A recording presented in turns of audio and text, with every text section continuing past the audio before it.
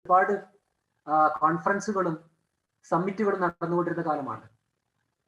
Millennium development goal എന്ന് പറയുന്ന United Nations development പ്രോഗ്രാമിന്റെ UNDP-യുടെ മുഖ്യമായ അജണ്ട തന്നെ വിദ്യാഭ്യാസ രംഗത്തും സാമൂഹ്യ രംഗത്തും ഒക്കെ തന്നെ ഈ ലോകരാഷ്ട്രങ്ങൾക്കിടയിലുള്ള വിടവ് നികത്തുക എന്നുള്ളത് തന്നെയായിരുന്നു. അതിന്റെ തുടർച്ചയായിട്ട് വന്ന 2015 മുതൽ 2030 വരെയുള്ള അജണ്ട 2030-ലെ 2 പ്രധാനപ്പെട്ട പോയിന്റുകൾ. 6ാമത്തെ അജണ്ട എന്ന് പറയുന്നത് ക്വാളിറ്റി എഡ്യൂക്കേഷൻ ഫോർ ഓൾ എന്നാണ്, എല്ലാവർക്കും നല്ല വിദ്യാഭ്യാസം കൊടുക്കാൻ പറ്റണം എന്നുള്ളത്. 2ാമത്തെ റെഡ്യൂസിംഗ് ദ ഇനീക്വാലിറ്റി എന്നാണ്. ഇനീക്വാലിറ്റി എന്ന് പറയുമ്പോൾ രാജ്യങ്ങൾ തമ്മിലുള്ള ഇനീക്വാലിറ്റി കുറക്കണം. രാഷ്ട്രത്തിനകത്തുള്ള, വളരെ സ്പെസിഫിക് ആയിട്ട് തന്നെ അതിൽ പറയുകയാണ്, നമ്മുടെ സ്റ്റേറ്റിനകത്തുള്ള ഇനീക്വാലിറ്റി റെഡ്യൂസ് ചെയ്യണം. ഇത് ലോകവ്യാപകമായിട്ട് അംഗീകരിച്ച ഒരു ഫിലോസഫിയാണ്, പ്രിൻസിപ്പിളാണ്. ആ അർത്ഥത്തിനാണ് നമ്മുടെ രാജ്യവും മുന്നോട്ട് പോകുന്നത്. ഇതിന്റെ ഒക്കെ ചുവട് പിടിച്ചിട്ടാണ് കഴിഞ്ഞ 10-20 വർഷത്തിനിടയിൽ, പ്രത്യേകിച്ച് 2006 ശേഷം ഇന്ത്യയിലെ ഉന്നത വിദ്യാഭ്യാസ രംഗത്തുള്ള സ്ഥാപനങ്ങളിൽ വൻ വർധനവുണ്ടായത്. അത്ഭുതകരമായിട്ടുള്ള ഒരു വർധനവാണ് 2006 ശേഷം ഇന്ത്യയിലെ യൂണിവേഴ്സിറ്റികളുടെയും കോളേജുകളുടെയും എണ്ണത്തിലുണ്ടായത്. നമുക്കറിയാം, ഇപ്പൊ ഏകദേശം 1000-ഓളം യൂണിവേഴ്സിറ്റികൾ ഇന്ത്യയിലുണ്ട്. പല തലത്തിലുള്ള ഗവൺമെന്റ്, സെൻട്രൽ യൂണിവേഴ്സിറ്റികളും സ്റ്റേറ്റ് യൂണിവേഴ്സിറ്റികളും പ്രൈവറ്റ് യൂണിവേഴ്സിറ്റികളും ഒക്കെ ആയിട്ട് 1,00,000 കോളേജുകളുണ്ട് കേരളത്തില്, ഇന്ത്യയില്. അപ്പൊ ഇന്ത്യയിലുള്ള ഇത്രയേറെ ഹ്യൂജ് നമ്പർ ഓഫ് ഇൻസ്റ്റിറ്റ്യൂഷൻസ് വരാനുള്ള പ്രധാനപ്പെട്ട കാരണം എല്ലാ പ്രദേശത്തുള്ള ആളുകൾക്കും എല്ലാ തരത്തിലുള്ള ആളുകൾക്കും ഉന്നത വിദ്യാഭ്യാസ രംഗത്തേക്ക് ആക്സസ് കിട്ടണമെന്നുള്ള ബേസിക് ഐഡിയയുടെ പുറത്തു തന്നെയാണ്. കേരളത്തിലും അടുത്ത കാലത്ത് ഒരുപാട് വർധനവുണ്ടായി. അത് ഗവൺമെന്റ് രംഗത്തും അതേപോലെ സ്വാശ്രയ രംഗത്തും ഒക്കെ ആയിട്ട് ഏകദേശം 1500-ഓളം വിദ്യാഭ്യാസ സ്ഥാപനങ്ങൾ, കോളേജുകളായിട്ടും യൂണിവേഴ്സിറ്റികളായിട്ടും 1500-ലേറെ വിദ്യാഭ്യാസ സ്ഥാപനങ്ങൾ കേരളത്തിലുമുണ്ട്. പക്ഷെ ഇങ്ങനെയൊക്കെ ആയിരുന്നിട്ടും നമ്മൾ മനസ്സിലാക്കുന്നത് ഏറ്റവും ലേറ്റസ്റ്റ് ആയിട്ടുള്ള, പക്ഷേ സൂചിപ്പിച്ചതുപോലെ ഈ പുതിയ കോഴ്സുകൾ ബന്ധപ്പെട്ടിട്ട് ഒരുപാട് നമ്മൾ ഡാറ്റ എടുക്കുകയും അനലൈസ് ചെയ്യുകയും പലതരത്തിലും എഴുതുകയും വായിക്കുകയും ഒക്കെ നമ്മൾ ചെയ്തുകൊണ്ടിരുന്നിട്ടുണ്ട്. ഇപ്പോഴും വയനാട്, പാലക്കാട്, മലപ്പുറം, കാസർഗോഡ് തുടങ്ങിയ ജില്ലകളൊക്കെ വളരെ പിറകിലാണെന്നുള്ളതാണ്. ഇത് നമ്മളുടെ യൂണിവേഴ്സിറ്റി ഗ്രാന്റ്സ് കമ്മീഷൻ തന്നെ അപ്പോയിന്റ് ചെയ്ത ത്യാഗരാജ കമ്മിറ്റി റിപ്പോർട്ട് തന്നെ കണ്ടെത്തിയിട്ടുണ്ട്. ഈ പറഞ്ഞ 4 ജില്ലകളിൽ ദേശീയ ശരാശരിയേക്കാൾ പിറകിലാണെന്നാണ് പറഞ്ഞത്. നമ്മൾ കേരളം വളരെ മുന്നിലാണെന്ന് അവകാശപ്പെടുമ്പോഴും ദേശീയ നാഷണൽ ആവറേജിന്റെ പിറകിലാണ് ഈ പറഞ്ഞിരിക്കുന്ന മലപ്പുറവും പാലക്കാടും കാസർഗോഡും വയനാടും എന്നൊക്കെ പറയുമ്പോൾ അത്തരം ജില്ലകൾക്ക് ഒരു പ്രത്യേക പരിരക്ഷയും പ്രത്യേക തരത്തിലുള്ള പാക്കേജുകളും സ്വാഭാവികമായിട്ടും നമ്മൾ പ്രതീക്ഷിക്കുന്നുണ്ട്. പക്ഷെ നിർഭാഗ്യവശാല് ഈ അവസാനം വന്ന ഉത്തരവ് ഉൾപ്പെടെ ഇതിനിടയിൽ വന്ന കഴിഞ്ഞ കാലങ്ങളിലൊക്കെ വന്നത് ഏത് ഗവൺമെന്റ് ആണെങ്കിലും മാറി മാറി വരുന്ന ഗവൺമെന്റുകളൊക്കെ ഉണ്ട്. പക്ഷെ ഒരു ഗവൺമെന്റും കൃത്യമായിട്ട് ഈ പ്രശ്നത്തെ അഡ്രസ് ചെയ്യാൻ സന്നദ്ധമാകുന്നില്ല എന്നിടത്താണ് പ്രശ്നം.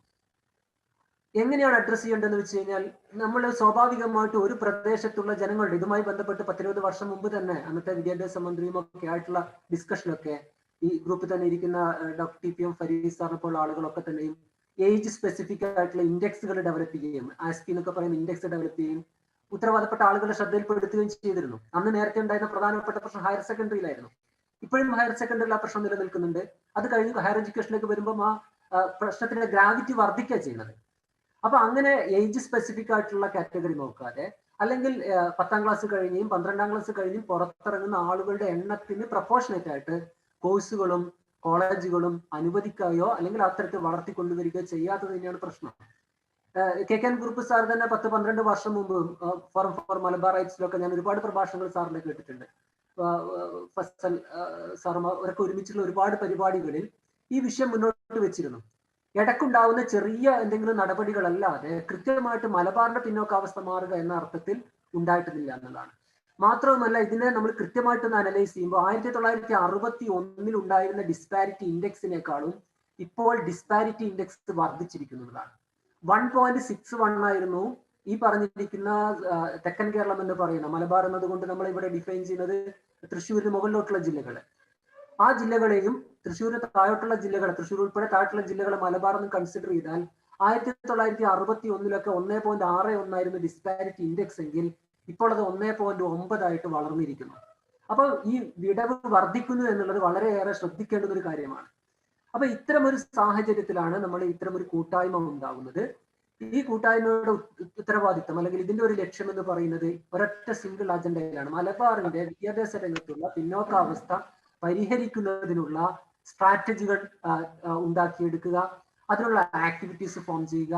കൃത്യമായിട്ട് പലപ്പോഴും പല മീറ്റിങ്ങുകളിലും നമ്മൾ MLA മാർ ഉൾപ്പെടെയുള്ള ആളുകളുമായിട്ട് ഈ വിഷയം ചർച്ച ചെയ്യേണ്ടി വരുമ്പോൾ പല MLA മാരും പറഞ്ഞത്, നിങ്ങൾ അക്കാഡമിക് ഫീൽഡിലുള്ള ആളുകൾ ഇതൊക്കെ ഞങ്ങളോട് പറയണ്ട, ഞങ്ങൾക്ക് ഇത് അറിയില്ലല്ലോ എന്നാണ് പറയുന്നത്. അപ്പൊ ആ ഉത്തരവാദിത്തം നമുക്കുണ്ട്. ഇതിലിരിക്കുന്ന മഹാഭൂരിപക്ഷ ആളുകളും അക്കാഡമിക് രംഗത്ത് വർക്ക് ചെയ്യുന്ന ആളുകളാണ് എന്നതുകൊണ്ട് തന്നെ നമ്മുടെ ഉത്തരവാദിത്തമാണ് ഈ പറഞ്ഞിരിക്കുന്ന ഡിസ്പാരിറ്റിയുടെ റീസൺസ് എന്തൊക്കെയാണ്, എങ്ങനെയൊക്കെയാണെന്ന് മനസ്സിലാക്കിയിട്ട് ഇവരെയൊക്കെ ബോധ്യപ്പെടുത്തുക എന്ന് പറയുന്നത്. മറ്റൊന്ന്, നിരന്തരമായിട്ട് ഈ മേഖലയിൽ നമ്മൾ എഴുത്തുകളിലൂടെയും മറ്റും ഇത് പുറത്തേക്ക് കൊണ്ടുവരിക എന്നുള്ളത്. അതേപോലെ തന്നെ ബന്ധപ്പെട്ട വേദികൾ, കേരള ഹയർ എഡ്യൂക്കേഷൻ കൗൺസിൽ പോലുള്ള പോളിസി മേക്കിംഗ് ബോഡികളുടെ ശ്രദ്ധയിലേക്ക് ഇത് കൊണ്ടുവരിക എന്നൊക്കെ പറയുന്ന ഒരുപാട് കാര്യങ്ങൾ ചെയ്യാനുണ്ട്. അപ്പൊ ഇത്തരം ഒരു തരത്തിലാണ് നമ്മൾ ഈ ഒരു പ്രോഗ്രാം, ഈ തരത്തിലുള്ള ഒരു വേദിക്ക് രൂപം കൊടുക്കുന്നത്. അപ്പൊ തീർച്ചയായിട്ടും വളരെ സന്തോഷമുള്ള കാര്യം, നേരത്തെ അക്ഷയ് സൂചിപ്പിച്ചതുപോലെ ഈ ഒരു വേദി വേണമെന്ന് ഇവിടെ പ്രഖ്യാപിക്കേണ്ടുന്ന ആൾ നമ്മളെ സംബന്ധിച്ച് നമ്മുടെ പ്രിയപ്പെട്ട KK കുറുപ്പ് സാർ തന്നെയാണ്. കാരണം സാറ് ഈ മേഖലയിൽ നേരത്തെ നടത്തിയ പ്രവർത്തനത്തിൽ തന്നെയാണ് സത്യത്തിൽ സാറിന്റെ ഈ മേഖല മലബാറുമായി ബന്ധപ്പെട്ടിട്ട് നേരത്തെ ഈ പ്രോഗ്രാം തുടങ്ങുന്നതിന് മുമ്പ് നമ്മൾ ഡോക്ടർ സാറ് പറഞ്ഞു, സാറ് മലബാറിന്റെ സമഗ്രമായിട്ടുള്ള വികസനവുമായി ബന്ധപ്പെട്ടിട്ട് തന്നെ നിരവധി ഇനീഷ്യേറ്റീവ് സ്വന്തമായിട്ട് തന്നെ സാർ തന്നെ ആരംഭിച്ചിരിക്കുന്ന വടകരയിലെ കേന്ദ്രം ഉൾപ്പെടെ. പക്ഷെ പലപ്പോഴും ഇത്തരം കേന്ദ്രങ്ങൾക്കൊക്കെ തന്നെയും കിട്ടേണ്ടുന്ന അധികാരികളിൽ നിന്നോ അല്ലെങ്കിൽ ബന്ധപ്പെട്ട അക്കാഡമിക് ഫീൽഡിൽ നിന്നൊക്കെ ഉള്ള പിന്തുണകൾ കിട്ടാതെ പോവുകയാണ് ചെയ്യുന്നത്. അപ്പൊ അങ്ങനെ ആകാതിരിക്കണമെങ്കിൽ ഇതൊക്കെ മുന്നോട്ടേക്ക് പറഞ്ഞുകൊണ്ട് ഒരു വേദിയായിട്ട് കൊണ്ട് തന്നെ നമ്മൾ ഈ പ്രശ്നത്തെ മുന്നോട്ടേക്ക് കൊണ്ടുവരണം. ഒറ്റപ്പെട്ട ശബ്ദങ്ങളല്ല ഇനി ആവശ്യം, നമുക്ക് കൂട്ടായ പ്രവർത്തനങ്ങളാണ്. ആ കൂട്ടായ പ്രവർത്തനങ്ങൾക്കുള്ള ഒരു ഈ പറഞ്ഞ നമ്മുടെ ഈ മലബാർ ഹയർ എഡ്യൂക്കേഷൻ മൂവ്മെന്റ് എന്ന അർത്ഥത്തിൽ ഒരു ചലനമായി മാറേണ്ടത്. ഇതിനകത്ത് അധ്യാപകർക്ക് ഇടമുണ്ടാവണം, വിദ്യാർത്ഥികൾക്ക് ഇടമുണ്ടാവണം, മാധ്യമപ്രവർത്തകർക്ക് ഇടമുണ്ടാവണം, എഴുത്തുകാർക്ക് ഇടമുണ്ടാവണം.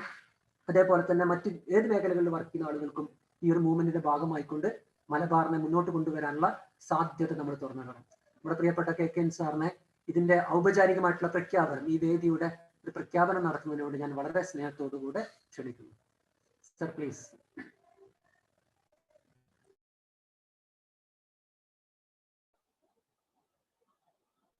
സാർ ഒന്ന് അൺമ്യൂട്ട് ചെയ്യണേ സാർ. അൺമ്യൂട്ട് ചെയ്യണം സാർ പ്ലീസ്. പ്രിയപ്പെട്ട അഷ്റഫ്, പ്രിയപ്പെട്ട ഇസ്മായിൽ, പ്രിയപ്പെട്ട രാമകൃഷ്ണൻ, പ്രിയപ്പെട്ട സുഹൃത്തുക്കളെ, വളരെ സന്തോഷത്തോടു കൂടിയാണ് ഞാൻ ഈ ഔപചാരികമായ ഉദ്ഘാടനം നിർവഹിക്കുവാൻ നിങ്ങളുടെ മുമ്പിൽ എത്തിയിരിക്കുന്നത്. കാരണം 2006 മൂർക്കോത്ത് രാമുണ്ണിയേട്ടനും ഞാനും എല്ലാം കൂടിയിട്ട് മലബാറിന്റെ പിന്നോക്കാവസ്ഥ എന്ന് പറയുന്ന ഒരു സംഘടന രൂപീകരിച്ചിരുന്നു. പിന്നീട് ആ സംഘടന, ഞാൻ അതിന്റെ ഭാരവാഹിയെല്ലാമായിരുന്നു, ഇങ്ങോട്ട് പോയെന്ന് എനിക്കറിയില്ല. അതിനുശേഷം അഷ്റഫ് ഇവിടെ സൂചിപ്പിച്ചതുപോലെ പിന്നെ MES-ന്റെ ചെയർമാൻ ഗഫൂർ വർക്കിംഗ് ചെയർമാനും ഞാൻ ചെയർമാനുമായിട്ട് വേറൊരു കമ്മിറ്റി മലബാറിന്റെ പിന്നോക്കാവസ്ഥ എന്ന് പറഞ്ഞിട്ട് SKSF-ന്റെയും മറ്റും ആഭിമുഖ്യത്തിൽ രൂപീകരിച്ചുകൊണ്ട് കുറെ സമ്മേളനങ്ങൾ നടത്തുകയുണ്ടായി. ഈ സമ്മേളനങ്ങളെല്ലാം നടത്തിയത് കൊണ്ട് മാത്രമല്ല, എൻ്റെ പ്രായോഗിക പരിജ്ഞാനത്തിലും എൻ്റെ പ്രായോഗികമായ കണ്ടെത്തലുകളിൽ നിന്നും എനിക്ക് തോന്നുന്ന ഒരു കാരണം, കൊളോണിയൽ ഭരണത്തും വിട്ടൊഴിഞ്ഞതിന് ശേഷം മലബാറിന് വിദ്യാഭ്യാസപരമായ പുരോഗതി ഉണ്ടായെന്ന് പറയുമെങ്കിലും നമുക്ക് കിട്ടേണ്ടുന്ന പുരോഗതി കിട്ടിയിട്ടില്ല എന്നാണ് ഞാനൊരു വിദ്യാഭ്യാസ പ്രവർത്തകൻ എന്ന നിലയിൽ കാണുന്നത്. ഇതിന്റെ കാരണം എന്താണ് എന്ന് ചോദിച്ചാൽ, നമ്മുടെ രാഷ്ട്രീയ പ്രവർത്തകന്മാര്, നമുക്കറിയാം ഡെമോക്രസിയിൽ എല്ലാം തന്നെ വോട്ട് ബാങ്കുകളെ ആസ്പദിച്ചും രാഷ്ട്രീയ പ്രവർത്തകരെ ആസ്പദിച്ചുമാണ് കാര്യങ്ങൾ നടക്കുന്നത്. ആ കാര്യങ്ങൾ നടത്തേണ്ടവർക്ക് വിദ്യാഭ്യാസ പ്രവർത്തനം എന്നെല്ലാം പറയുമ്പോൾ ഇതൊരു കാഴ്ചപ്പാട്, സങ്കുചിതമായ പാർട്ടിസാൻ വ്യൂ ആണോ എന്ന നിലയിൽ അവരെല്ലാം ആരെയെല്ലാമോ ഭയപ്പെടുന്നുണ്ട്. ഭയപ്പെട്ടുകൊണ്ട് ഈ മലബാർ വിദ്യാഭ്യാസ പ്രവർത്തനത്തിന് നമ്മൾ ഒരുങ്ങരുത്. ഭയമില്ലാതെ, ഞാൻ ഓർത്തു പോവുകയാണ്, കഴിഞ്ഞ ഇലക്ഷൻ കഴിഞ്ഞ ഉടനെ ഒരു പ്രഖ്യാപനം, അതിനു മുമ്പോ മറ്റോ വന്നു, സെക്രട്ടേറിയറ്റിന്റെ ഒരു സബ് സെക്ഷൻ കോഴിക്കോട് തുടങ്ങേണ്ടതാണെന്ന്. പിന്നീട് ആ വാർത്ത എങ്ങനെ പോയി, വായുവിൽ ലയിച്ചിട്ടാണ് പോയത്. ഒരു സബ് സെക്ഷൻ വാസ്തവത്തിൽ സെക്രട്ടേറിയറ്റിൻ്റെത് കോഴിക്കോട് വരികയാണെങ്കിൽ ഇന്നത്തെക്കാളും പുരോഗതി ഉണ്ടാകുമായിരുന്നു. മലപ്പുറം ജില്ല രൂപീകരിക്കുമ്പോൾ EMS നേരിട്ട ഏറ്റവും ശക്തമായ വിമർശനം എനിക്കറിയാം. EMS അന്ന് ജില്ല രൂപീകരിച്ചിരുന്നില്ലെങ്കിൽ മലപ്പുറത്തിന് ഇന്ന് കാണുന്ന പുരോഗതി ഉണ്ടാവുകയില്ലായിരുന്നു. ആ യൂണിവേഴ്സിറ്റി CH മുഹമ്മദ് കോയയുടെ സ്വപ്ന സങ്കല്പമായിട്ട് അവിടെ വന്നിരുന്നില്ലെങ്കിൽ ഇന്ന് ഈ പ്രദേശത്ത് കാണുന്ന പുരോഗതി ഉണ്ടാകുമായിരുന്നില്ല. ഞാൻ കേരള ഗൾഫ് റിലേഷൻസിനെ പറ്റി പഠനം പഠിച്ചപ്പോഴേ എനിക്ക് കാണാൻ കഴിഞ്ഞത് ആദ്യ കാലഘട്ടത്തിൽ 60-70കളിലും മറ്റുള്ള മൈഗ്രേഷൻ മുഴുവൻ വെറും തൊഴിലാളികളായിരുന്നു. തൊഴിലാളികൾ എന്ന് പറഞ്ഞാൽ മസൽസ് മാത്രമേ അവരെ കയ്യിലുള്ളൂ.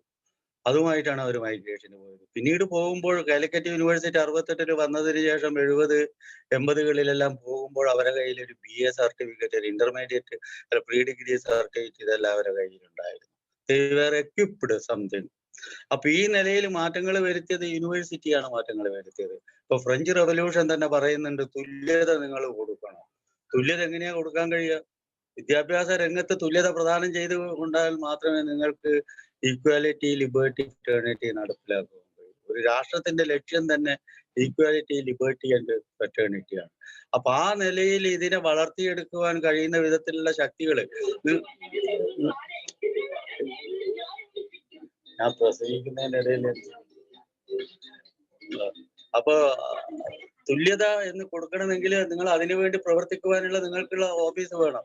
ഇപ്പൊ മൂർക്കോത്ത് രാമുണ്ണേട്ടനെല്ലാം ഇച്ഛാശക്തി ഇല്ലാഞ്ഞിട്ടല്ല, അദ്ദേഹത്തിന്റെ കുട്ടികൾ പഠിക്കുന്നതായിട്ടല്ല. ഈ മലബാർ റീജിയന് അതിന്റെ പുരോഗതി കിട്ടണമെങ്കിൽ ഇതെല്ലാം ആവശ്യമാണെന്ന് അദ്ദേഹം കണ്ടിട്ടു. ഫസൽ ഗഫൂർ ഞാനും എല്ലാം അന്ന് SKSF-ന്റെ എല്ലാം കൂടെ പിന്നാലെ പോയി ഇതിനു വേണ്ടി പ്രവർത്തിച്ചുണ്ടായി. പക്ഷെ ആ സമയം നഷ്ടമല്ലാതെ വാട്ട് വി ഹാഡ് ഗെയിൻ, ഏറ്റവും അടിസ്ഥാനമായിട്ടുള്ള ചോദ്യം വാട്ട് വി ഹാഡ് ഗെയിൻ ആണ്, ഒന്നും നേടിയിട്ടില്ല എന്നുള്ളത്. ഇപ്പൊ നമുക്കറിയാം കിഫ്ബിയുടെ കാര്യത്തില് കോടികള് കേരളത്തില് മുഴുവൻ ഇങ്ങനെ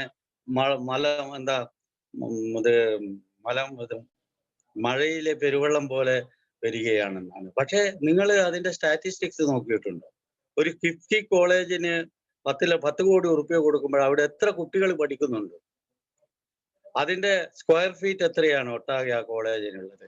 അത് വർദ്ധിപ്പിക്കാൻ നിങ്ങൾ എന്ത് ചെയ്തു? അതിനെ നിങ്ങൾ തിരുവനന്തപുരം ജില്ലയിലുള്ള ഒരു കോടി ഡെവലപ്ഡ് കോളേജുമായിട്ട് നിങ്ങൾ അതിനെ കമ്പയർ ചെയ്തിട്ടുണ്ട്. അതിന് എത്ര സ്ക്വയർ ഫീറ്റ് ഉണ്ട്? എത്ര ആൺകുട്ടികൾ, എത്ര പെൺകുട്ടികൾ? ചെയ്തിട്ടില്ല. ഇവിടെ അത് ചെയ്യാൻ ഏജൻസിയിലെ MLA-മാർക്ക് അതിന് സമയം ഉണ്ടാവില്ല. അവരെ കുറ്റം പറഞ്ഞിട്ട് കാര്യമില്ല.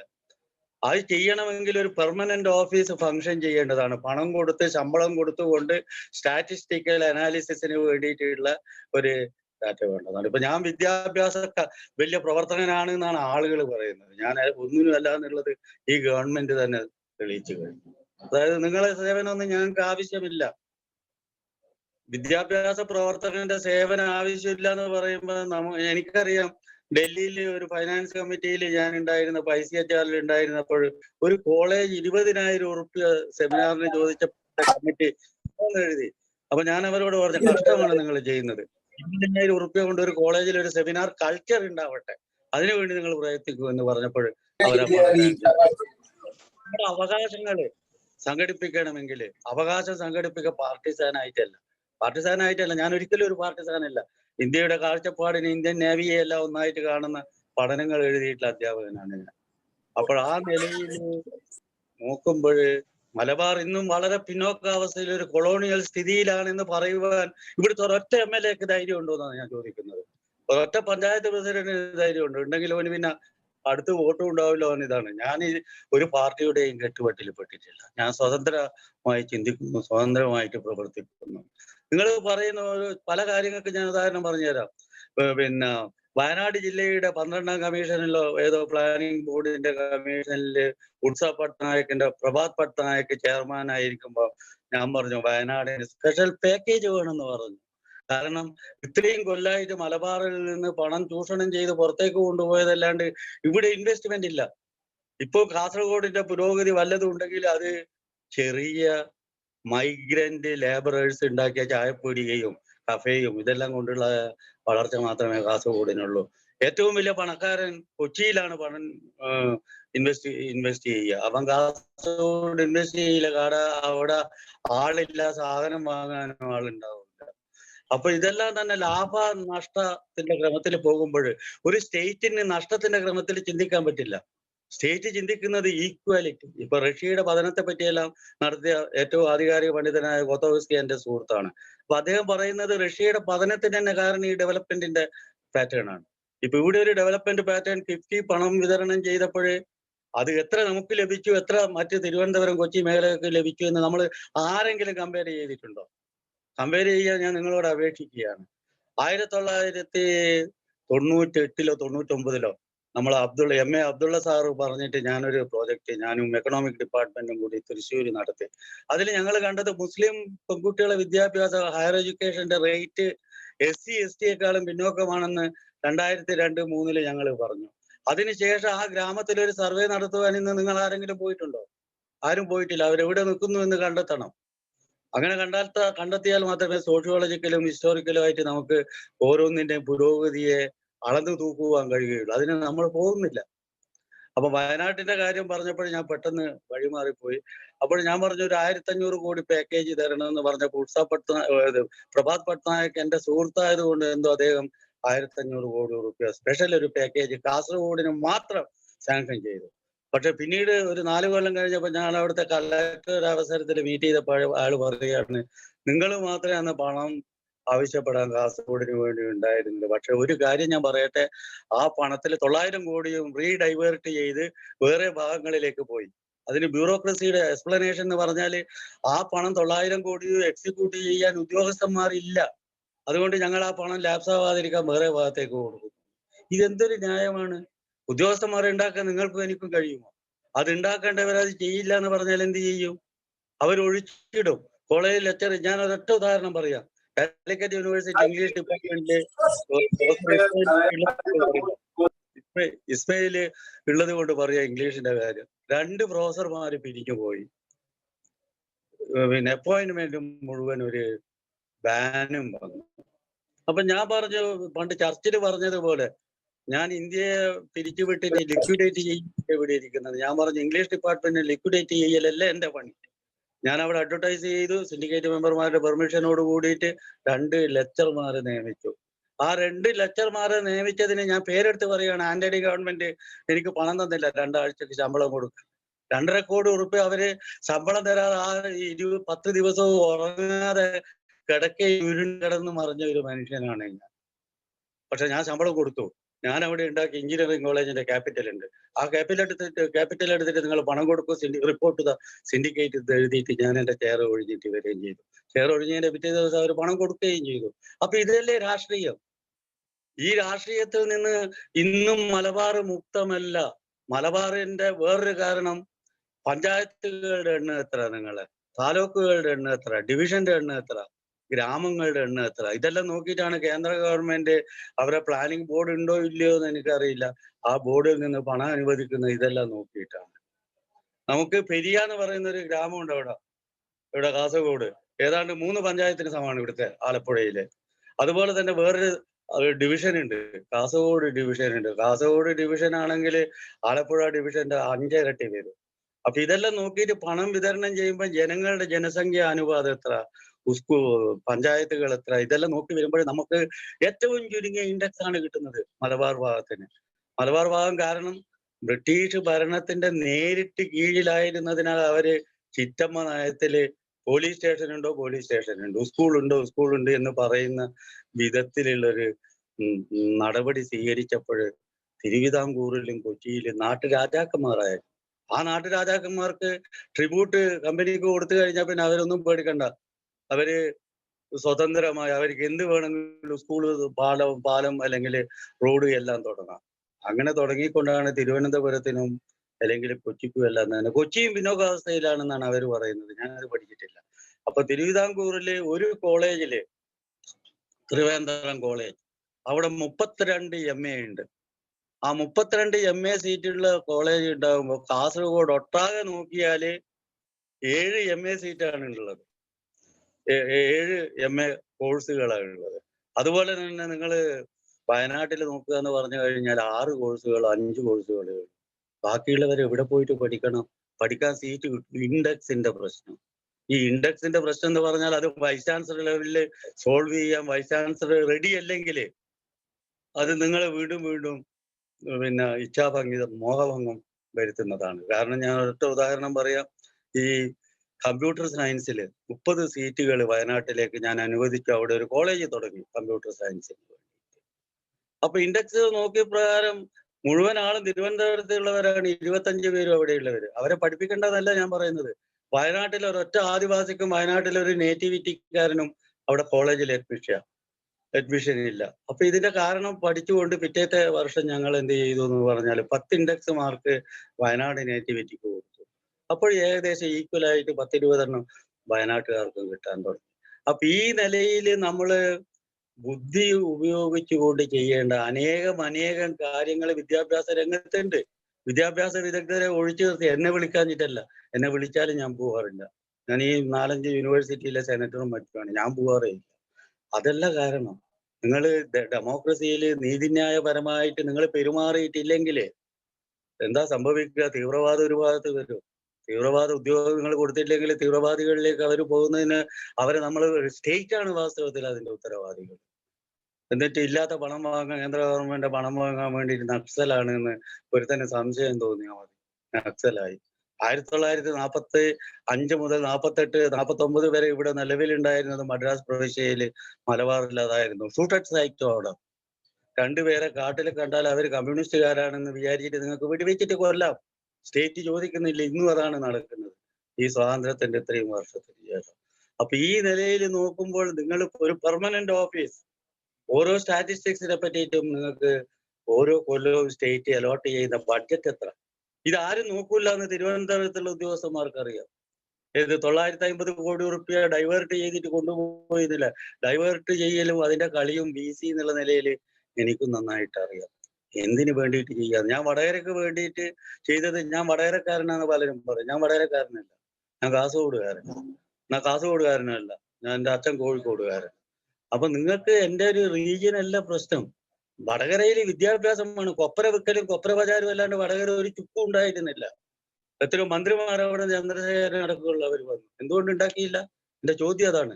ഞാൻ മദ്രാസിലെ ഒരു പ്രസംഗത്തിൽ പറഞ്ഞു, എൻ്റെ അമ്മ 40 വയസ്സിൽ കഷ്ടപ്പെട്ട് പ്രസവിച്ചിട്ട് എനിക്ക് രൂപം തന്നതിന് ശേഷമാണ് ഒരു എഞ്ചിനീയറിംഗ് കോളേജ് കാലിക്കറ്റ് യൂണിവേഴ്സിറ്റിക്ക് കിട്ടിയത്. ആള് മുഴുവൻ പൊട്ടിച്ചിരിച്ചു പോയി. 40 വയസ്സിൽ അമ്മ കഷ്ടപ്പെട്ടിട്ട് എഞ്ചിനീയറിംഗ് കോളേജ് ഇവിടെ കിട്ടിയാൽ, എനിക്ക് മുമ്പ് എത്ര VC-മാർ ഇവിടെ ഉണ്ടായിരുന്നു. എന്തുകൊണ്ട് ഒരു എഞ്ചിനീയറിംഗ് കോളേജ് അവരുണ്ടാക്കിയില്ല? കൊച്ചിയിലുണ്ടായിരുന്നു, തിരുവനന്തപുരത്തുണ്ടായിരുന്നു. മലപ്പുറം ജില്ലക്കാർക്ക് അത്ര മതി എന്നുള്ളത് അവർ വിചാരിച്ചത് കൊണ്ടോ അല്ലാതെയോ അവർക്കൊരു എഞ്ചിനീയറിംഗ് കോളേജ് കിട്ടിയില്ല. അവിടെയാണ് ഞാനൊരു എഞ്ചിനീയറിംഗ് കോളേജ് ഉണ്ടാക്കുവാൻ ശ്രമിച്ചപ്പോൾ എഞ്ചിനീയറിംഗ് കോളേജിന്റെ തറക്കല്ലിടുന്ന ദിവസം എനിക്കെതിരായിട്ട് സമരം, ഉദ്ഘാടനത്തിന് ഗവർണറെ വിളിച്ചപ്പോൾ എനിക്കെതിരായിട്ട് സമരം.